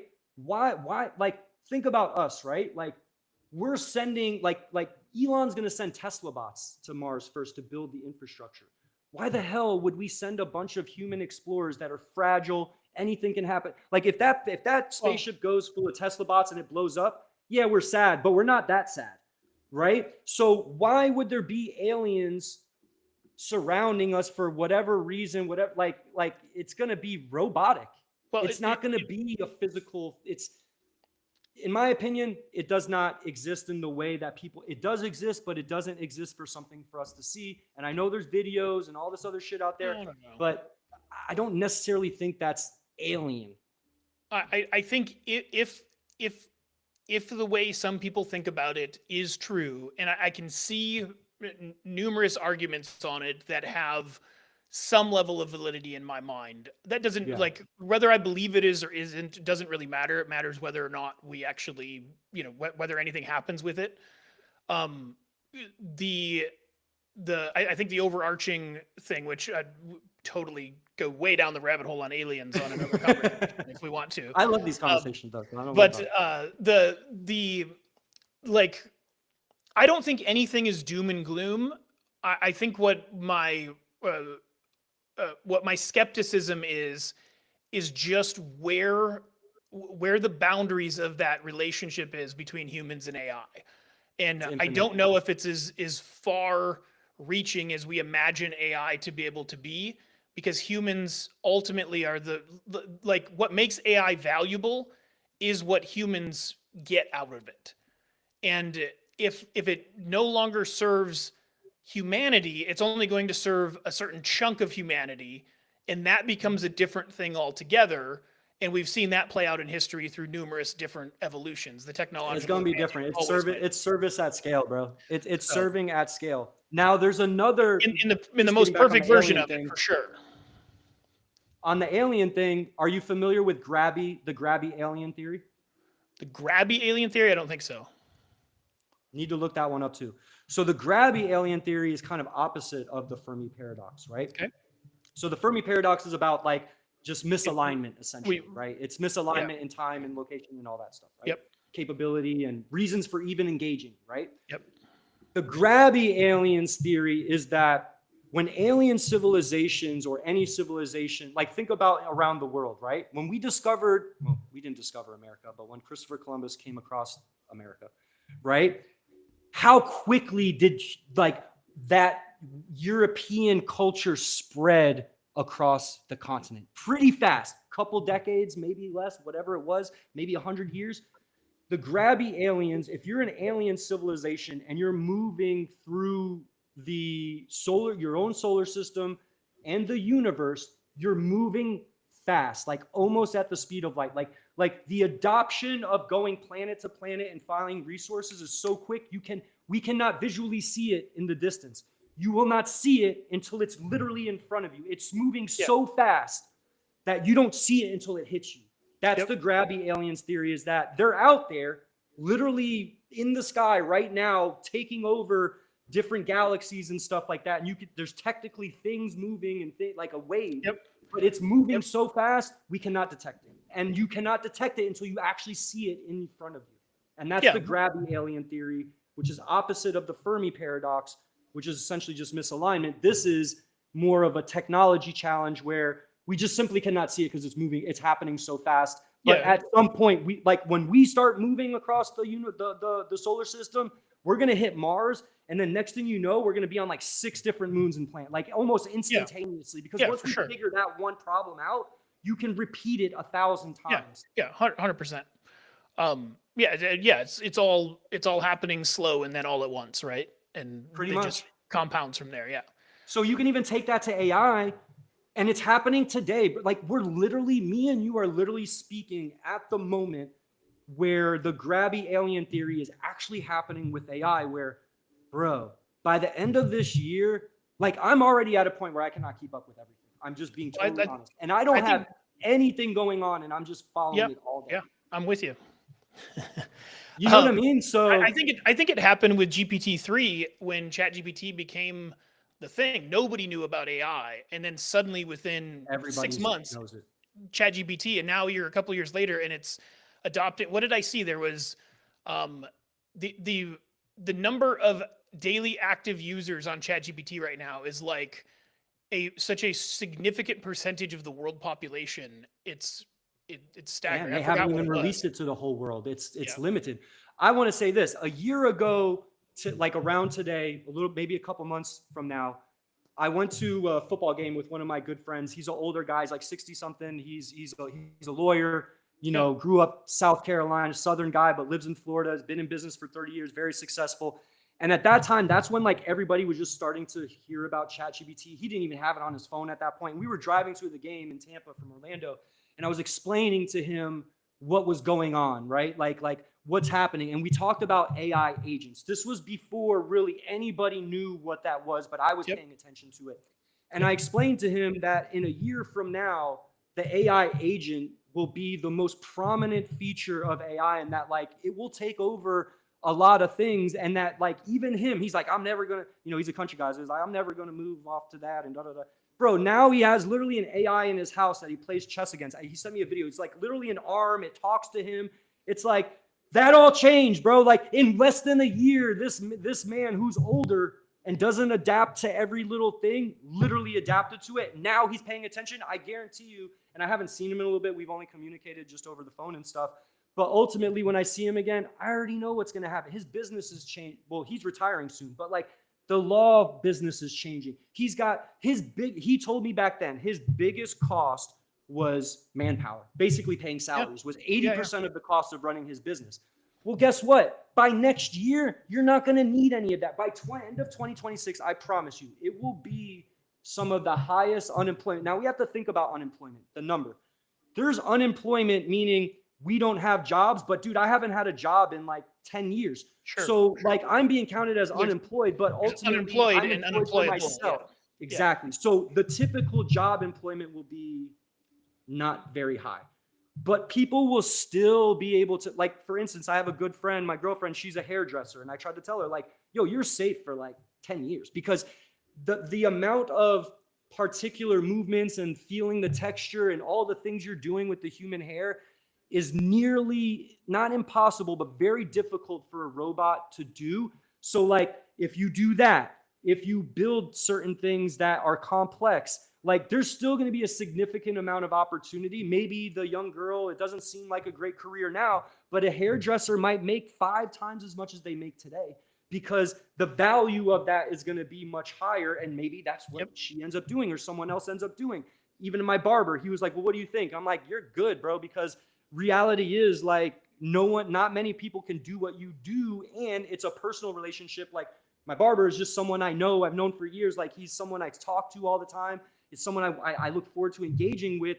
So there will still be a ton of that. There's endless amounts of that can happen. But if you simply work at an office and you work on a computer, your just time is limited, bro. Like there was a guy who made a post, and you probably follow him too. I think his name is Israel or something. And he's talking about how he's shifting from SEO and marketing to day trading now. I don't know if you saw his post, but I commented on it that I'm also moving away from it too. By the end of next year, I'm not going to be in marketing because there's no point. I'm focused on other businesses. I'm working on a cannabis cultivation project. I'm working on a home service business project, things that AI necessarily can't just do on its own, and it's not digital based because I already see the writing on the wall. Like, first of all, I don't want to be working with people where literally 5 months from now, they're going to question why they're paying me so much money, which would be valid. And I don't want to be surprised. So I'm toughing it out right now. I'm literally eating shit right now because I know if in 3 to 5 months I build up these other things, I'm going to be set for a very long time. And there's certain careers that people need to get into that are usually physical with your hands that require touch, right? And when I touch, that doesn't mean just physical touch, but like, you know, like a finesse. Experience. That a robot just simply, like, you don't need finesse to do laundry, but you need finesse to cut someone's hair, and you need to understand the shape of their head and all these different types of things. So there are a lot of things that will be available that will be, I mean, there's going to be 10 billion people in the world. If you're a hairdresser, you're going to have unlimited clients. And they're going to find you based on what you've done in the past, right? So there's just a lot of little things that I think like you're valid in what you're saying if you're thinking about 2020 through 2025. If you're thinking about 2030 through 2040, a lot of those arguments, in my opinion, will be gone because of generational change. And then also so many positive things are going to come from AI in the next year or two because we're changing from right now, LLMs are a generative model. They generate things out of nothing. But what's going to happen is when they get into the AGI realm is it's going to be a discovery model. It's not going to generate outputs that are like an image. It's going to analyze. It's like that electric child. It's going to analyze data, figure out things, and solve things. And once that starts happening, everyone's going to every single person is going to trust it, because they're going to be like, it just cured my cancer and it just saved the life of my grandma. So I'm going to do whatever. And think about trust, bro. There's still people who write their password as password 1. Yet for freaking 20 years, we've known you can't do that. Well, so for sure. Humans trust a lot more than you think. The human trust will come when it's truly trustworthy. It's going to happen in the next few years. At this stage, so this is something Stephen Kotler said this, and when he said it, it took me back for a second, and it's part of what put me back on the fence on things. He said, and I would challenge, there's probably some exception to what he said, but he said, right now, you look at everything that's going on with AI, the only people making money with AI are the people that are making AI. Pretty much. Other people are everything else is still human required. It's still human assisted. Nobody has replaced anything with AI, even though that's the entire conversation as to what's going to happen. And it's been the conversation for the last few years. And he was so concrete on the other side of like, look, nothing, like you guys are talking like it's all happened. None of it has. And I went, well, hold on, can that be right? And as you start thinking about it, it's actually false. But here's the deal. Even in medical science, all it does is better inform the doctors, which is a great thing. I'm not dogging on it, but it hasn't replaced anything in that sense. It's just given better analysis of tests. We need that. That's great. That's perfect. So you need to watch the podcast called Moonshot with Peter Diamandis, who's like VC and basically every one of these. Stephen Kotler was the other person on that. Yeah, I think. Yeah. Yes. That's where I remember that name. And that's because Peter is very like pie and eye in the sky about it. Well, like, you don't understand. And Kotler's like, no, look, I don't nobody that has actually done anything significant with their business with AI. OpenAI and X and Gemini and Google and all these companies and then like some of the bigger companies that aren't holders of compute. The problem is people like me and you, and this is why I'm shifting from this and not getting caught up in the Soras and all this other shit. Everybody's using it to generate something, bro. Yes. Everybody's using it to generate. Like, how stupid is it to have NASA technology in your pocket and you're freaking generating a dumb social post about motivation? Like, it's so idiotic to me. It doesn't make sense. What these people are using it for is not to replace humans. They're using it for strategic in the background. So instead, when you have a corporate meeting and it's all the C-suite people, now those are the people that are turning to AI for direction for how to basically that's why when I do the learn and execute method and I do the walking the ladder method, that's basically the method that the companies that are making the most from AI are using, because they're using it as a foundational way to make change in the company and adapt to things and discover new things, as opposed to just a pure workhorse of generating something. Now, code is the only other thing that really, and of course, code is going to be the top thing because coders built this. So obviously, that's going to be inherently, if a bunch of athletes created AI, it'd only be focused on if you could run or jump higher. But ultimately, because we are the ones that created it, it can code on an extreme level. I mean, honestly, like, I'm just going to be real, like, we're basically 6 months away from where it can make anything. Now, does that mean it can solve problems in these other areas? Definitely not. But what the major companies are doing, what I use this for, is not necessarily to generate SEO content. It's to really examine, where's SEO going? What does 10 years look like? Like, I'm looking at it as a prediction model as opposed to a generation model. And that's where people are getting it wrong, and why I'm kind of sitting back laughing at all this stuff. Like, bro, you're really going to spend a week of your time on generating some foolishness when you really should be digging deeper into the technology and pushing it to its limits, not from a generational standpoint, but from a discovery and educational standpoint. Like, I know more. I feel like I'm smarter now than I've ever been, just off the rip of my head, not necessarily with AI is the amplifier. So I 100% agree. That's the number one thing I've taught people for years, is the first thing you do with AI is outsource thinking. Exactly. It is like I'll go back to my rule. It's context first, and then the only other thing that an LLM does specifically, there's other types of AI, but LLM researches, organize, and formats. That's really all that it does. It can Yep. pull out together information, you can organize it in the way that you want it to, and then put it in the desired format, right? So it's a great assistant that way. Assisting in thinking is it's probably its greatest power. Yep. But that's where I also go back to, um, when you push it to the limits, it doesn't have the experience to know what it's saying is actually valid or not. Yeah.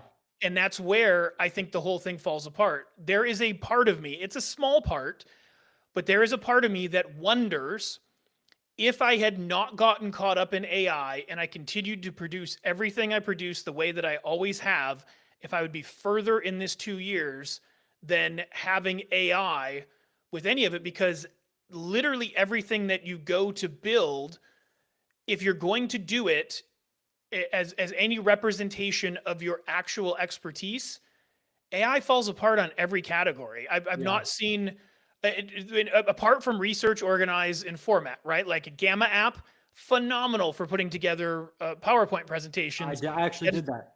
That's a beautiful example of like a really well done AI that's really, really useful to help experts do what they do and leverage their experience in a more specific way. But it still comes back down to research, organizing, and formatting. So even when you go down that thinking, which I still think is the best thing to do, without that experience, you're taking actions on the confidence of the LLM. With even if you have references that look like they stack in the right direction, it's still at best just whatever the frick it pulled out of thin air to give you. And you have to be the one to decide its value. And if you're not capable of that, if you're not an experienced C-suite, you're going to tank and destroy your company. And heaven forbid somebody like Cracker Barrel and the team around Cracker Barrel used AI to do what they did. Like, I don't know if that's true or not, but like that's the kind of outcomes that I can see happening if people lean as hard on AI right now as people talk about its capability. And I'm not really supposed to talk about this because my business partner is trying to have me stay hush hush, but it's something I've been working on the past couple months. Is, bro, the Gamma app, I literally, my friend has had an idea for several years. He has all of the pieces in place and things that we need, but he was never able to fully put something together that we could act on. One night, we're just literally sitting here in my place watching TV. I said, well, fuck, why don't we use my walk the ladder method and see if we can get somewhere with it? Because all we need is a pitch deck, and like we could raise, I mean, we're talking $50 million, bro. Like not 10 grand. I'm talking 50 million, bro. We did that. We literally did it, bro. We literally did it. We're moving on it, bro. And like I'm telling you right now, that's why like like that 100 prompt thing that I put together, it's not even about copywriting. Just the method in which I'm using it is the way in which you need to build things. Because all we did was build context on context, cross-reference with other context. And then we did some manual research. Most stuff was slightly off, but not too off. Then we collaborated with experts who further validated what we were doing. We put that into a deck, and now we literally have a meeting this week to get everything started. And it's a huge multi tens of millions of dollar project. And it came out of thin air. And my friend has no background in that, never started a business, worked 9 to 5 his whole life. And now all of a sudden, like, he just quit his job last week. So ultimately, what I'm saying is, the saying, you're just not using it right. It's just true, bro. If you're out there going into ChatGPT and saying, hey, give me your feedback on this thing, you're working with such a large data set that it's never going to be correct, because there's a million ways to skin a cat. But if you start to narrow down your data set and you start to focus on specific data. So what I did was I gathered all the data through various deep research methods. Mm-hmm. Once I put that together, I turned that into a custom GBT. Once that was a custom GBT and I said strictly use this information, the feedback we were getting was like exponentially better than it was before. It's totally so different. The problem is the free ChatGPT and the $20 ChatGPT. Well, not really, because you have the custom GPTs, but the free one specifically is totally useless, because it knows too. It's almost like if I know everything, it's hard for me to explain to you just one thing, right? Like, because there's so many variables. But Well, if I just know one thing very specifically, I can repeat that and be accurate with that over and over again. And that's the thing with the walking the ladder and the learn and execute. The learn and execute method is for AI to generate the context itself. Then you continue the conversation through that context, and then you build out the framework. So we built out the framework, and then I had AI execute on the framework, period. And it worked. So I know for a fact that when used in a certain type of way, and I think this way is only going to last a certain amount of time. Maybe a year from now, learn and execute won't be necessary because there'll be very specific AGI models for anything, basically.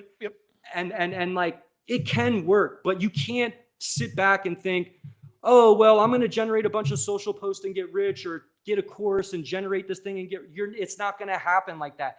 What we used it for was thinking, ideation, planning, organizing, checking, cross-checking, and dude, it only took us about 2 weeks to put this thing together, and we worked on it like 3 days a week in the evening. And like 2 months later, a dude is quitting his job. We're literally having a meeting this week to get started. We might break ground next month.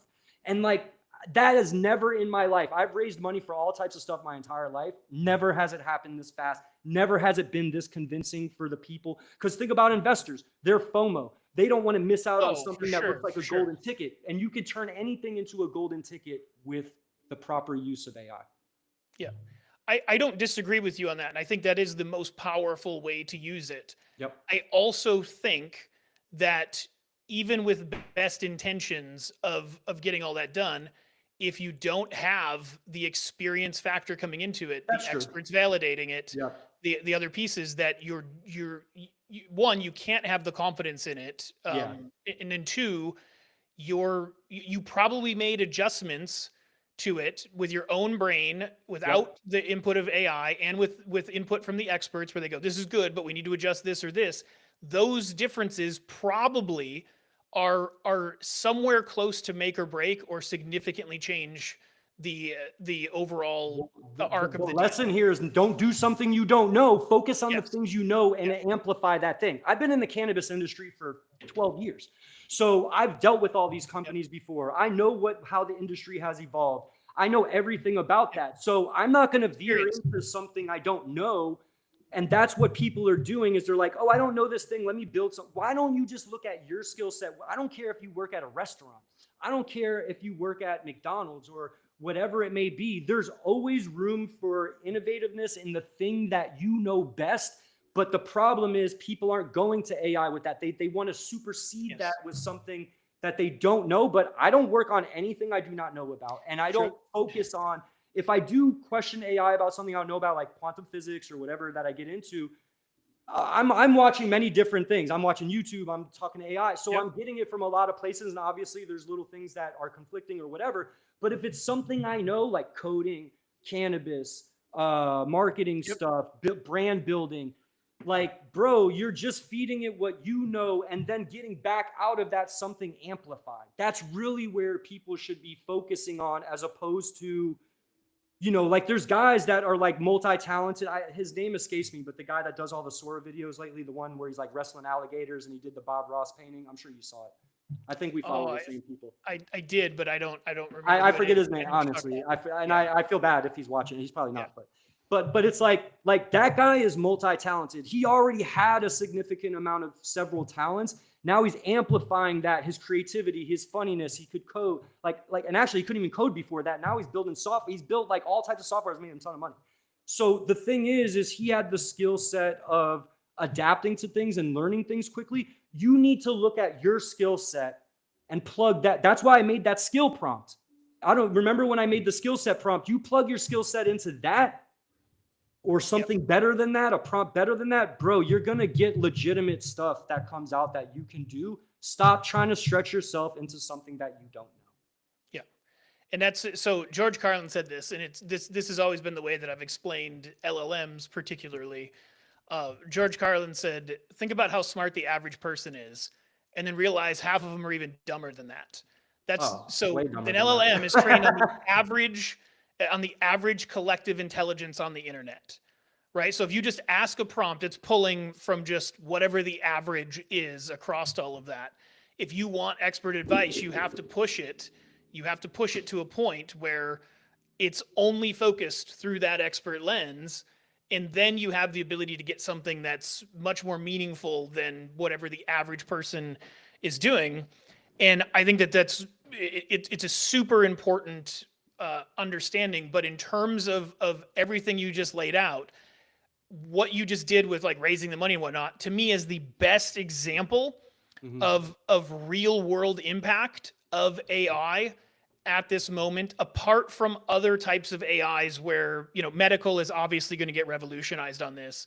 And there's certain other industries where an AI is going to be able to really analysis of data is going to be the big one, land penetrating radar and what they're able to see with that, and like, numerous other things. But for LLM type use, that goes back to my core, like sitting on the fence is going, without that layer of experience, without that ability to evaluate whether something could be right or wrong, trust in AI alone becomes a challenge, because you just have to have faith in something that hasn't given you any indication that you should have faith in it. If your experience can direct it differently than it gave you, it can help you get there. That's like having a really great employee that you can bounce ideas off of. That's awesome.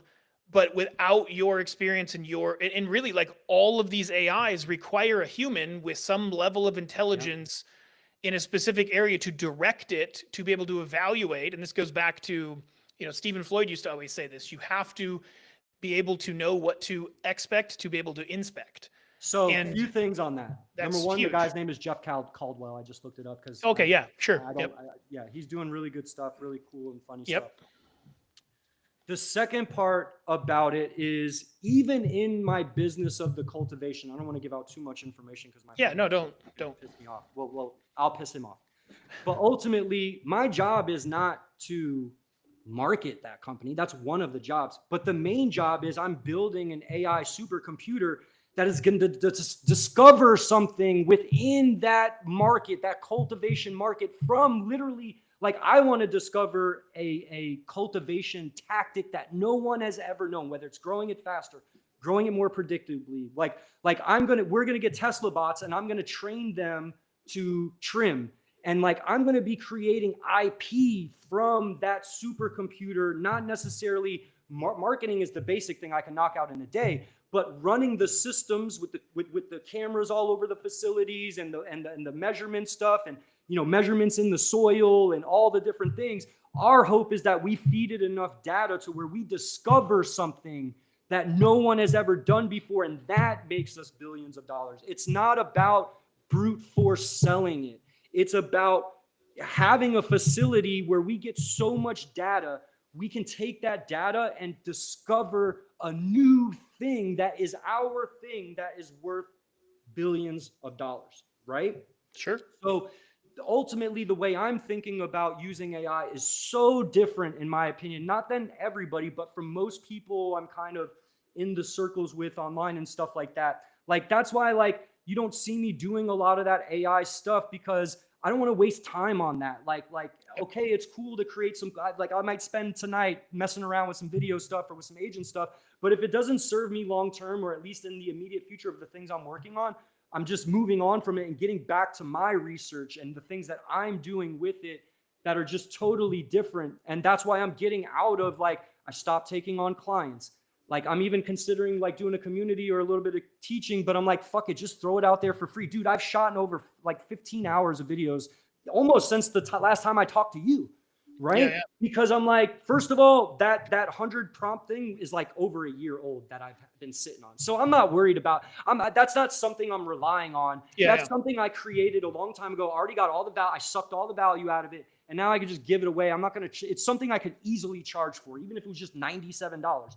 But that's not my focus, because that's going to drag me away. It's like I could go work on somebody's project and never think about research again, or I could just hyper focus on research, eat shit for the next whatever couple of months, and then next thing you know, I could be a billionaire because I just hyper focused on that part of it. This other part about it is, we keep talking about LLMs, bro. LLMs are going out of, they're going to be gone. Oh, for sure. Like by 2030, it won't be an LLM. And Yeah. I wish I still had it pulled up, but there's another model It's not large world model. It's this other type of model that's coming out that I know what you're talking about. they don't trust human information anymore. The reason why the LLMs suck is because honestly, we're freaking dumb. So all the stuff you see coming out of it is just our bullshit.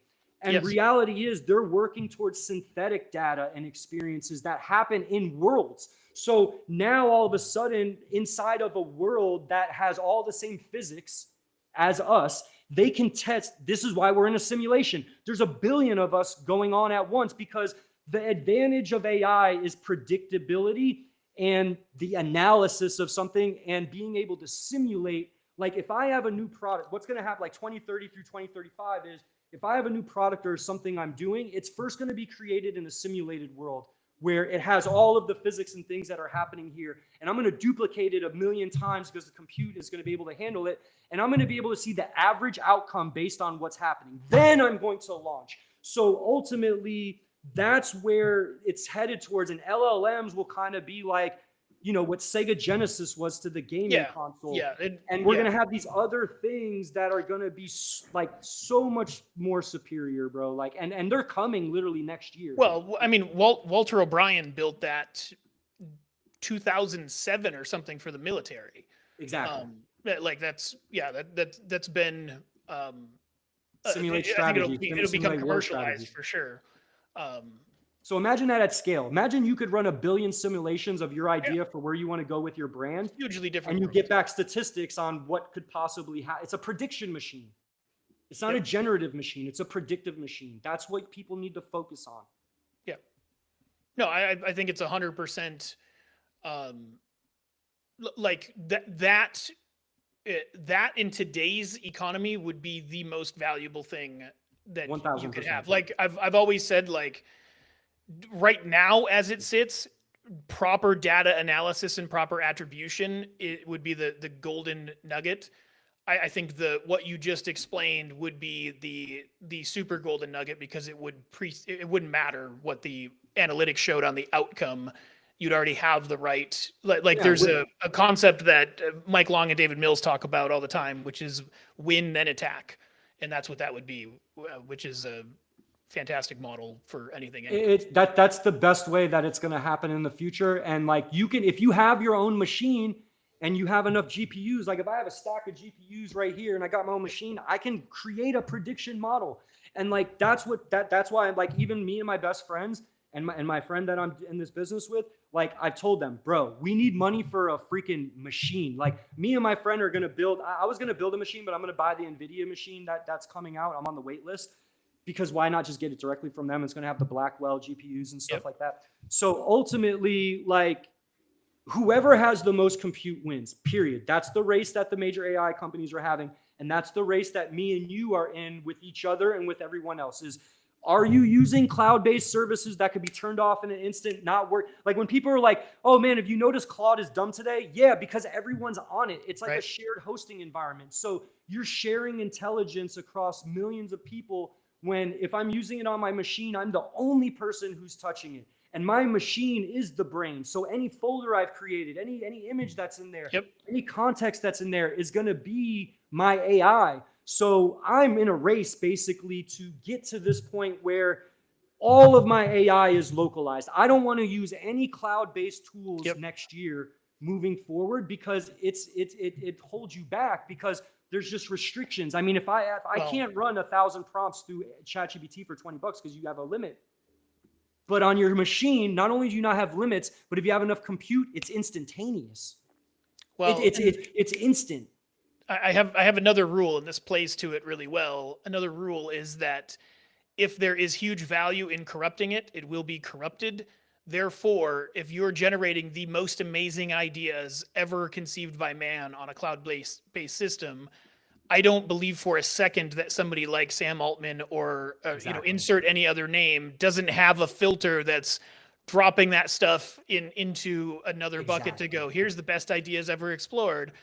And keeping it local is would be the equivalent of the new like protection against corporate espionage and stuff like that. Everybody's going to be on it in the next. Everybody's going to like people are starting to realize, but if you're on X, you see it a lot more because there's just more tech people on there. On Facebook, where we're at, It's kind of like the kindergarten of AI. Like you learn Agreed. everything first on X and then you bring it onto Facebook.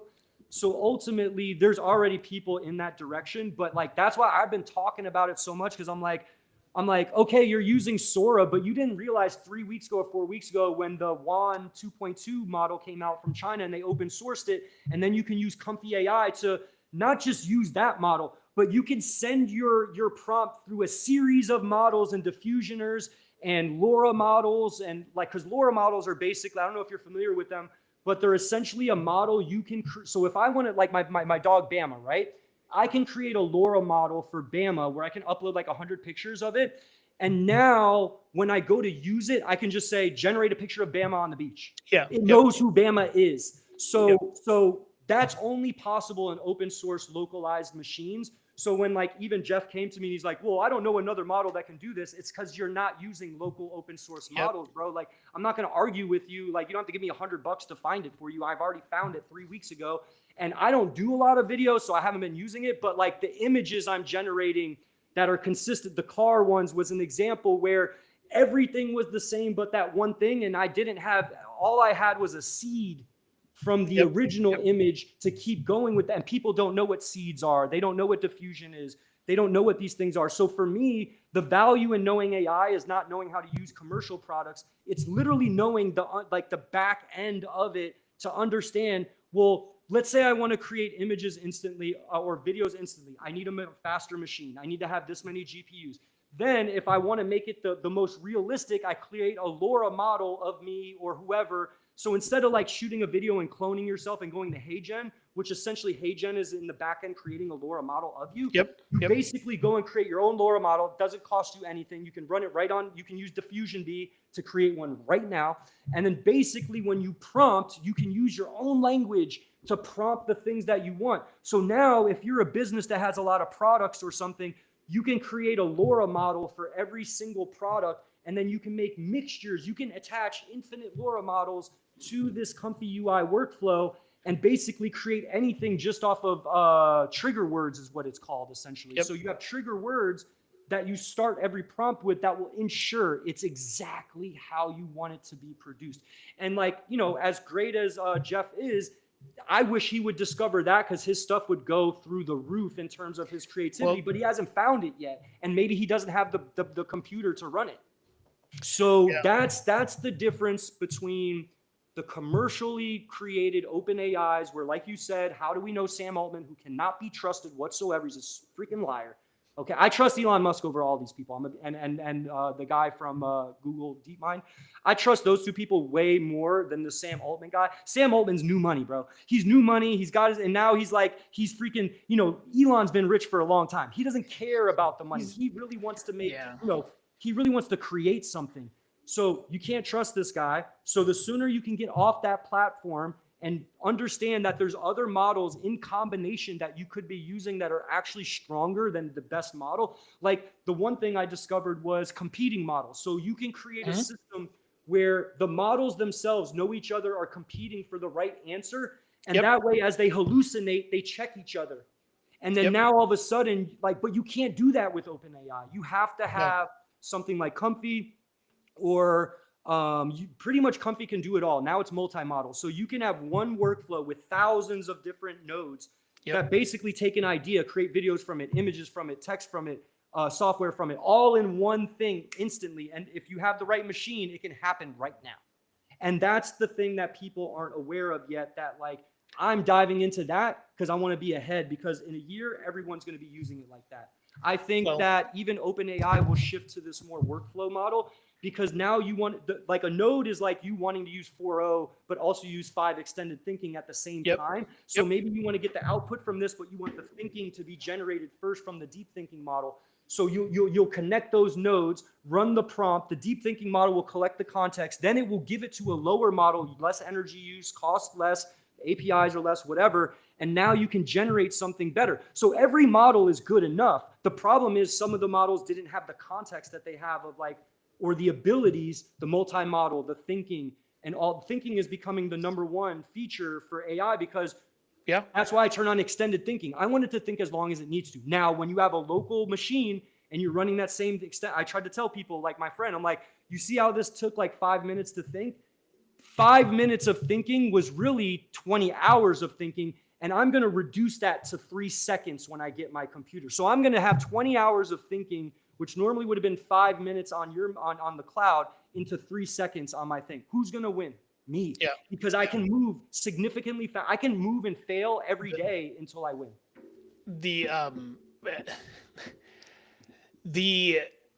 What you're talking about is 100% the right thing to be talking about and thinking about. All the best people that are making content on AI, not to use AI to make content, but making content on AI.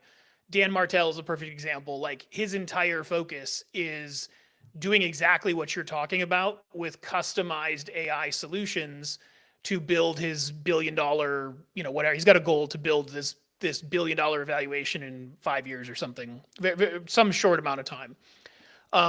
And it's 100% that. And he even talked about, like, just his social media following. They're making like $1 million investment or something, and his social media guy that organizes and strategizes all this said, you give me that and I'll double our following in the next year. And his core strategy is to build more internal tools that do exactly what you're saying, just to be able to move faster and be more agile. It's not about the content that's put out or about hitting a different threat. It's literally about being able to think, organize, research, all of those things faster to be able to deploy more content. And it's funny that you're talking about those things, because as I think back, like, I quit developing my software, probably a year ago, maybe a little longer. Whenever custom GPTs came out, I went, man, I don't know that I'm going to win this. But what I was doing is exactly what you're talking about, with just API calls to different models to push different focus. And it was building, like, I could literally build hundreds of thousands of words of content across every content category that you could want, including video, including social, and all of the different iterations, carousels, you name it. And it would just cascade. I called it cascading prompts. You'd put in 5 pieces of information. That's it. You'd have your business name, address, phone number, website, and then the main topic of your business. Everything else was extrapolated.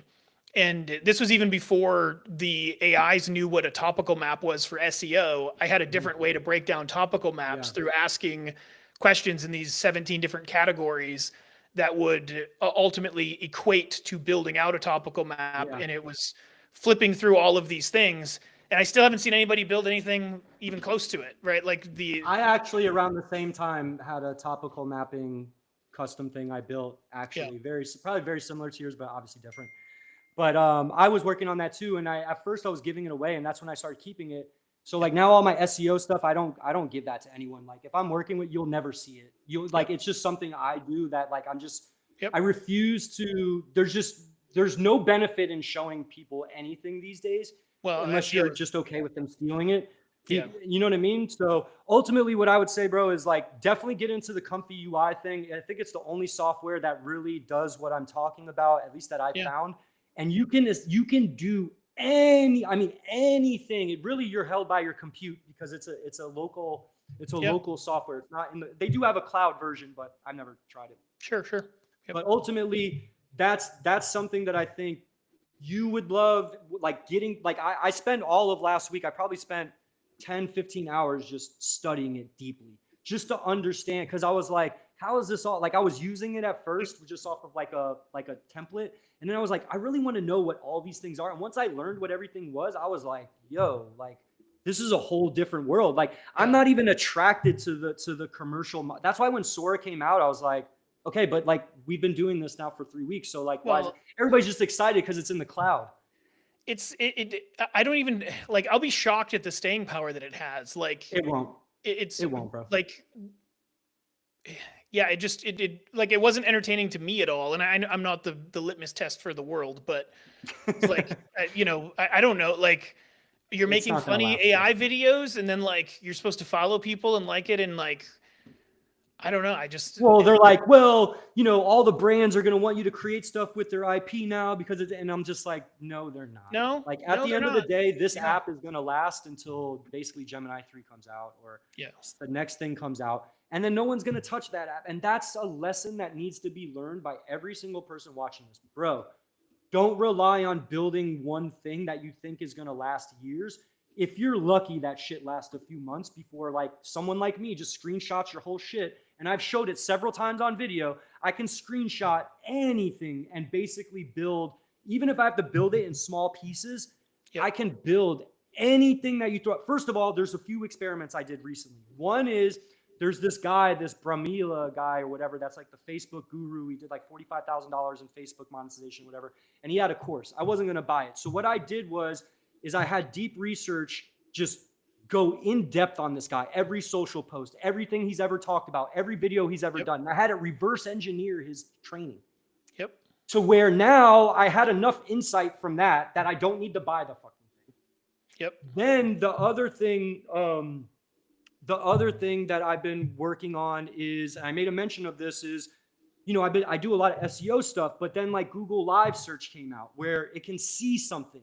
So Google has, how many articles are there out there on like meta descriptions or internal linking? So what I did is I used deep research in one instance, and I used the AI agents in another instance where I gave it a simple command. Here's my website. Go give me an audit for SEO and CRO so that I can improve it. Bro, what I got back was extremely surprising. Like, there was only missing maybe 3 or 4 things that I would have said, but all the stuff I say about CRO with contrasting buttons, the persuasiveness of the text on the page, the image alt text, because it can read code, it can read schema, it knows where things are going, it knows all the linkage. Bro, this was probably one of the better audits that I've seen that literally I didn't even have an in-depth prompt. If I had a real prompt that gave it the context of what I wanted to receive out of it and what my opinions are of SEO, I can easily just run an AI agent all day on any website and it can produce an entire audit. So like, what good is a marketing agency? Well, it comes back to that trust. No, you know how to trust it because you know it. But if you're just a regular business owner and you don't know how to trust any of it, there was not one thing on the list of the audits that was not true. But there was that's not one thing on the list. I'll send it to you. Totally agree with you. Totally agree with you. But your expertise is what allowed you to trust it and look at it and go, wow, that got it all right. Other people don't have that. And that's where it comes back. They just have to go, what? The robot said it's right. Well, that's a hard leap versus somebody who comes in and goes, yeah, I've been doing this for a decade. Here's all of the people that I've done it for, and I can do it for you too. Like, you think about it in terms of conversion, even on a webinar or a sales page, like, you have to stack so much to build that trust because those people aren't educated enough to be able to see what you're seeing. I think by the end of this year, the cat's going to be out of the bag, and you're just going to see a ton of like marketing influencers and SEO influencers start bragging about what I'm talking about. And it's going to change the entire dynamic of agency and hiring freelancers. I don't disagree with you that agency will change. And it's going to get more accurate. There's still that. Bro, if I get you on a call and you don't know anything about marketing and I'm pitching you with all these grandiose ideas, how do you fucking know I'm truthful? But that's just it. What I'm saying is real. But that's just it. Think about the implications. You're absolutely correct in all of that. But I can't come back and call it AI if they tell me something that's wrong, and now it's not. Yeah, you continue the conversation. I can't have it. But to what end? Like, you can't necessarily get resolution out of it. SEO never ends. Yeah, but now you've got a business owner who's spending all their time focused on these SEO questions rather than, you know what I mean? Like, the implications scale out beyond just what's possible. The way that I tell business owners to leverage these audits, especially the ones that I give them, because I have a system that creates it pretty quickly, is use that as your task agent for the person that you hire. So the problem is too many people I come across, and I've been on 1,000 sales calls, where they really just don't even know what I don't know what they're doing. I just know I'm not getting results. One big step for a business owner is not necessarily being able to do all those things, but at least having a blueprint for what should be done and a checklist for things that is it done or is it not done, and stop getting reports that are like, okay, we raised in this keyword. Bro, that doesn't mean anything. It's like keywords are gone. Like no one gives a shit about a keyword when we have fan out and we have live search and it's a freaking conversation based on the context in my Gmail account and my messaging and all my other shit. So ultimately, if there's anything it can provide for you, it's comfort knowing that you're going to hand that off to someone who does know and can decide if it's right or wrong, but at least you have context and you don't have to pay someone for that. In the past, I've charged almost $5,000 just at the beginning of last year. At the end of last year, going into this year, I charged someone $5,000 just to run their audit. It took me 2 days. And then I started charging them, several $1,000s a month to do the work. Bro, you're not going to need to pay that money. Like it couldn't do that at the beginning of the year. I would never sell an audit at this point because from a sales perspective, from my angle, I rather give you the prompt. Hey, you go run this one time. It's going to take 5 to 10 minutes. It's going to come back. And then whatever that brings back, let's talk and discuss what needs to be done based on that list. Now I don't even have to freaking show you anything. I don't have to convince you. All I have to do is collaborate with you and AI, and I can give that to you because it's not IP. It's not something that I can withhold from everybody. And now my relationship in that sale and with that client changes dramatically because we're both working at the same baseline. It's not me telling you, like when I get on a call and I tell people stuff and I have big vision, they're like, holy shit, I don't even know. Is this even real? Well, now we can have a baseline where it's like, listen, take this prompt or even prompt it on your own. The thing is, I gave it a shitty prompt. It was just 2 lines. I didn't even go, I wanted to test it. Bro, it was almost exactly what I would have told someone. And I don't have memory on my ChatGPT. I want to point that out. I removed memory from my ChatGPT about a year ago because I work on so many things. I started noticing things being confused. Yeah, so I turned mine off memory. as well. It's terrible. Yeah. So I basically do everything off of no memory. So there's no way it would have known that I was gonna go after it at that angle. It was as accurate as Bro, there's people who own SEO agencies that can't give me an accurate audit as it is.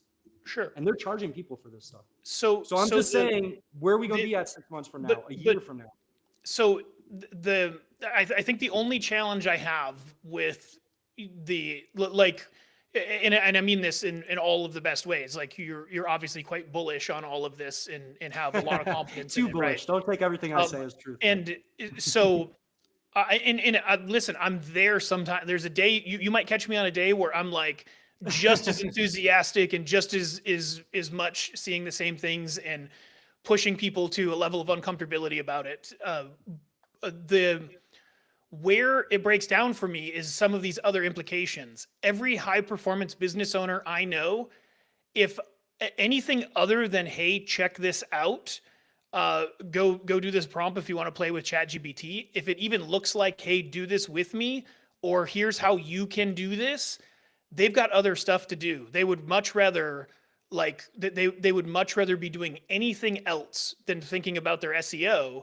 And that's the value. So those are other implications of the value of having that expert is like, now I don't need to manage this. And like, okay, well, I hired this person and now they're going to do it with AI. Like, how do I even know if this person's qualified to whatever with the AI?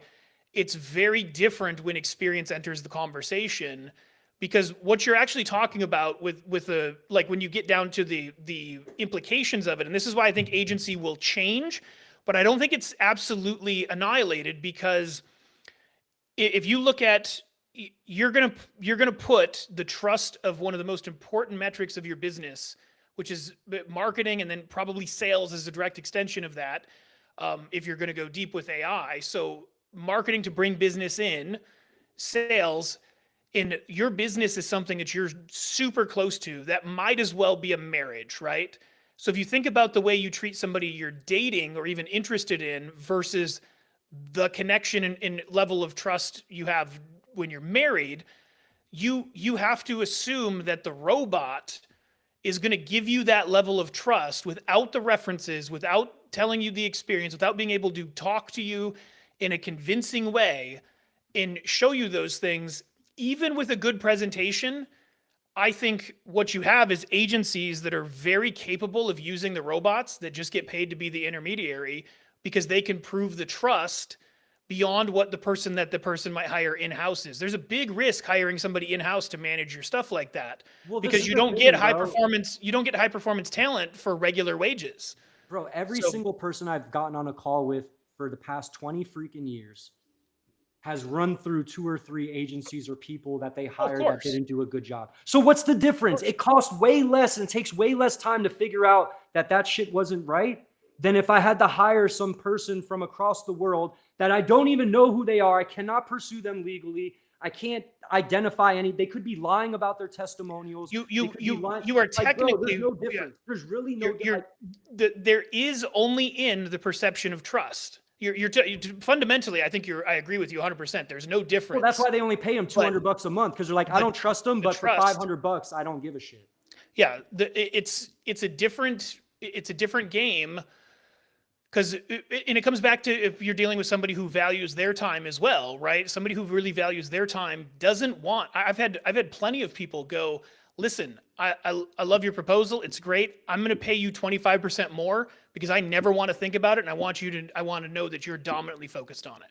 I mean, right? So it's not a cost issue; it's a value issue. Let's separate and value becomes a trust thing. If you're just a solopreneur, that's very difficult to do. There's very few people that do that. So you've met maybe some individuals that, and obviously you're a very trustworthy person, and there's a difference, right? Sure. But if I'm a company, at any type of scale, I'm just gonna have a local machine in my business anyways. So I'm gonna like bro, if you're a company of 10 people, like my buddy's law firm, there's probably 10 or 15, 20 people that work there. Basically what they need is an AI supercomputer in that office that can essentially be an amplifier of everybody's work that's in there. If you're a solopreneur, I mean, I literally just took like 15 to 20 sales calls for someone in the agency field over the past month, helping rebuild their offers and stuff like that. And almost a significant amount of those people were attempting to do all the work themselves, and they still build fences and fucking put roofs on. So I get what you're saying, but I think there's more people out there that essentially are like, I'm going to give this AI thing a try, because I've heard that this, like my dad, if he gets a freaking ad that's like, just run this prompt and it fixes everything, he's going to freaking send it to me in a DM. He always does. He's always like, oh, what's this thing? And I'm like, that's total shit. It's a scam. Yeah. But essentially, guys like him, bro, they're going to try every little thing. And the cheaper that it is, the less risk it is for them, because I'm already dropping, like my dad's already spent thousands of dollars on agencies and people from all around the world that screwed him. There's no difference between AI screwing him and the people that have already screwed him. There's literally the only difference is this one's $20. They were thousands of dollars. That's so there is, so I think you're 100% right, and there's no difference if they've failed or perceived failure or whatever. Like your example of the people in the office, that's all they need is that. But in order for them to do it, they first have to believe that that's true. And then the second thing that's not talked about in cost is time cost as well. So like it might only be $20, but now you have to invest a couple hours a week into something that you could care less about. And you've still got to treat this like it's a new employee. And if you've ever hired a new employee, the first thing that happens is you get a whole lot more work, because you have to make sure they're trained properly. Even if you have training materials, you still have to check in with them and deal with these other aspects of it. So it's never as, in my mind, it's never as linear as just like, this is the obvious answer. And because that trust, I mean, that's always been true with any new thing that's come out, right? Is like, well, this is what everybody needs now because, website came along. Everybody needs a website. People jumped on board with it, and they jumped on board with it because they trusted people to give them something. And those people were able to show that they were able to do the work. And as they did the work, they were able to have a quick conversation. Here's all my ideas. Go do this. In the future, that'll be really easy to do with an AI bot. And I think something like that is much simpler than your marketing, right? A website is different than managing your SEO, managing your Facebook ads, managing all of these things, to the extent of, like, I'm never going to put a robot in charge of my ad spend. Like, I don't care how good it is, how trustworthy. Google and Facebook aren't going to allow people to micromanage the ads anymore. in a year or two from now, they're going to say our AI is going to be more beneficial, not only to you, but to us. And you're basically, you're almost not even going to create creatives anymore. And the thing is, what you're missing, some of the finer points you're like missing, that is like, number one, the same things that a roofer can tell me on a phone call, they can simply tell the AI. It can run 24/7. And then I agree with you on all the value points that you're saying. I just don't think people are ready to trust it as much. That's all. I think you'll be surprised. And the clear thing is, look at Andreessen Horowitz. They're one of the first people to build this internal AI computer thing that was at least promoted on X, and I made a post about it. Yeah. That's going to become the norm, dude. Like, I'm telling, within at least 2 years, you're just not going to be able to compete with most businesses if you're just using cloud tools. Like, cloud tools will be like your startup, but once you start making a little bit of money, and obviously the cost of these machines is going to go down dramatically, sure. Like, your next step is not like, you know, most people are like, I'm scaling, so I need to hire people to delegate to. No, they're going to buy the machine first. And then the machine doesn't even need a screen. You just talk to it and it talks back to you like Jarvis. And like that's the thing. Like, have you ever watched Alien, where like the AI's name is Mother? Oh, sure. And it's like, you know, talk to Mother, and like, bro, that's how it's going to be. There was no screens. I get it. There was no buttons. It was literally just like, it follows you wherever you are. And the problem is, you're like, not you, but like most people are looking at it from an LLM perspective. You can't look at it like that. It's about to change here soon, where the next level of AI technology is not simply just a language model. It's like I said, it's these large world models, which I think they're being called something else.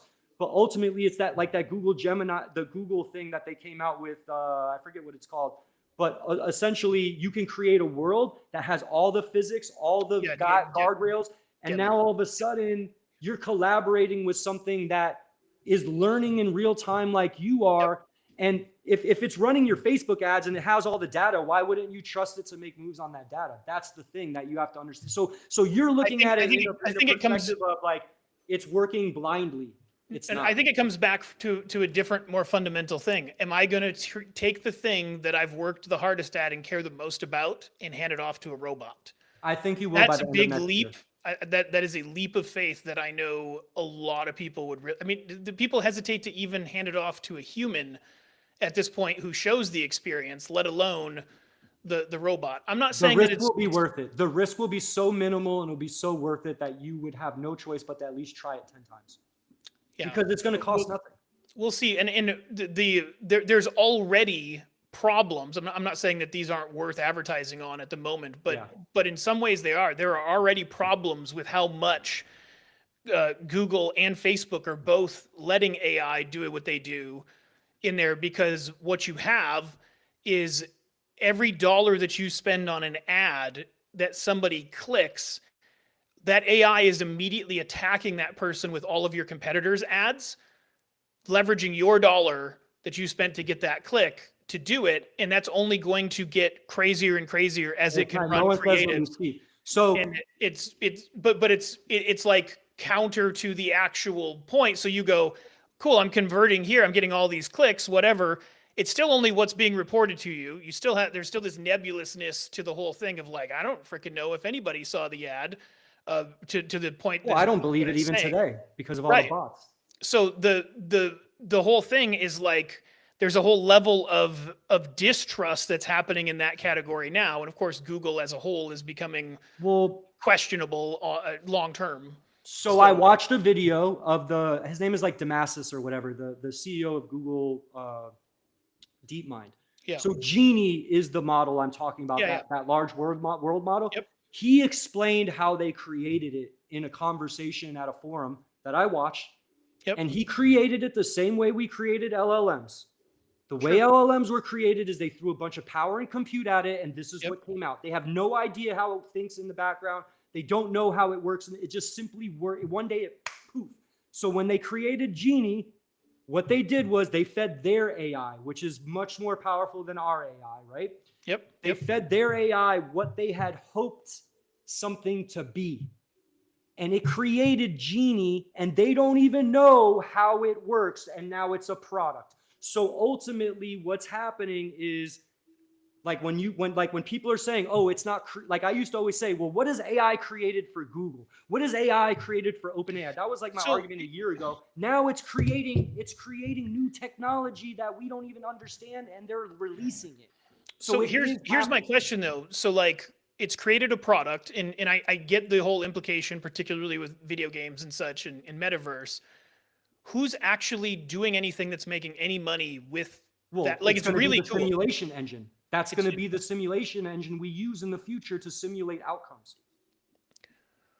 that's so I mean quite possibly I would argue that that's a way far intense way to go to just be able to simulate the outcomes based on those I things mean, in it's terms of money. I mean, they could make graphical $10 trillion representation. based on a But simulated outcome. well, I just mean that it doesn't need to generate the worlds that it does to be able to be seen the way that it is to have, I would like it could just be disagree. Like it how, could just like be a if we're computer in a program that simulation, does. if we're in a simulation, how do we know we're not in Apple's simulation testing products over a 20-year period? And then there's some other world where it hasn't come out yet that they're going to release it. And that's what you have to look at. Like ultimately, this Genie product came out of thin air off of a text prompt that Sure. they don't know how it works. And now what they're using it for is to in real time create worlds. And then the future of using that is a simulation prediction engine. And they're going to be able to, the thing is the physics is what stops, like even with video, right? With the video gen, the problem before was the physics. If you Yeah. splash in water, things didn't go the right way. So how can you use that to predict how water's going to move?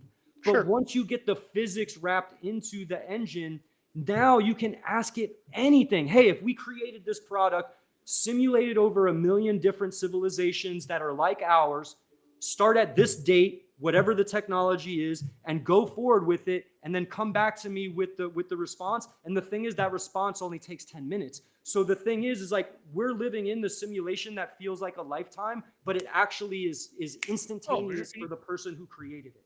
Sure. It's instant. Sure.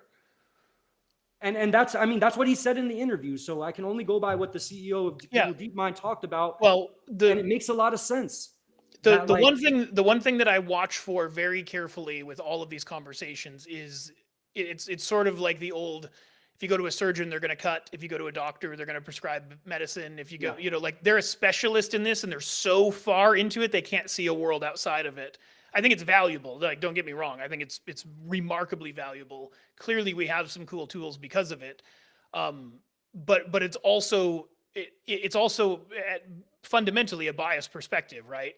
So I think that there's some reasons to still consider the other, and I don't know that it matters. Like as I'm thinking about it, we've been talking about it for like almost 2.5 hours, which is awesome. But like as I think about it, like I don't know beyond it just being a really interesting conversation. Like whatever's going to happen is going to happen, right? Like the sun's going to come up tomorrow or it's not. They're, like to speculate on it is maybe not the most productive use of time, but humans still have to live in the world that feels like it's being painted over by AI. And I think that that's only what can you do about it? I think the interesting thing is as big as AI has been, still the people that have made the most money with it are either the people creating the AIs or the people teaching other people how to use AI. It's not that AI itself has created, and I'm not saying it won't, but we're years into this and you still don't have like, I mean, we're 2-3 years into it. It's not as far as you think. Yeah. Like, bro, when did the first ChatGPT even come out? That was what, like 2022 or something like that? Yeah. Like it hasn't been that long. And then look at what Elon did in like 200 and something days. He's literally, bro, he's surpassed other people because what did it take? It took money and compute and power. He literally built a power station next to his data center so he didn't have to draw from the regular power. Like, bro, like the thing is this guy's only getting richer. I think Grok and Gemini and Google are going to win. It's going to be neck. I don't think OpenAI is going to be able to compete long term because they don't own any of the infrastructure. They're buying it from everyone. So the problem is they're already trillions of dollars in debt essentially, and they're never like someone did the math on the $20 a month thing, and it just there's no way it can. That's why I made a post today, like about Sora and stuff. It's all gimmicks because they want to throw ads on it because they need to make billions of dollars. Because bro, there's no path to profitability with their current model. They cannot just sell $20 ChatGPTs and keep growing the technology without having a gimmick behind it, like a social media platform, the agent thing. They're going to start stealing everybody's shit starting right now. They just told us they were, because they're doing it. And we don't know how many of these things they have just sitting in their pocket that they're going to drip out over the next 3 months. And then what's going to happen is Grok and Gemini, because Gemini makes their own TPU. It's different. It's not GPU. They fabricate their own stuff. So they have a technology that nobody else has. And then Elon just has so much money. He's literally spent billions. He's got orders in that are billions of dollars worth of these GPUs to build his own data centers. He's going to win out. I think Grok ultimately, if you haven't used Grok before, or you haven't used it recently, I'm going to be honest. It's freaking amazing. If you think the only thing that OpenAI has over Grok at this point is it's set up more for business. It's just set up better. But the UI and the experience of Grok is changing so rapid, like, dude, every week, to where, like, I think he's going to win out because he owns that, and he already paid for it. It's not something he owes on. OpenAI owes money to people, and they're never going to be profitable, bro. They're never. Elon has a vendetta as well, so he's not a fan of. Well, he got motivated to do it. Yeah. Now he's making macro hard, which is the opposite of Microsoft. Yeah, bro, he is. I'm going to be honest, like, Steve Jobs was always like my guy, and I don't like everything Elon does. I think he's like a total, like, autistic weirdo. Yeah. Not anything against autistic people, but, like, just kind of his personality. Like, I'm not into that. I'm not into his personal life. I don't like what he does. But dude, when it comes to innovation and drive and the impact that he's had on the world, bro. Like, there was somebody in someone's comments like, oh, if you saw Elon Musk today walk into the coffee shop, what would you say to him? And one guy was like, can you help humanity? I'm like, bro, he's helped humanity several times. Like, look at the only correct answer is in remote places. Are you freaking crazy, bro? Only correct answer is thank you. That's the only thing you say to him. You shake his hand and you say thank you. I would say just grok it and smile at him. Yeah.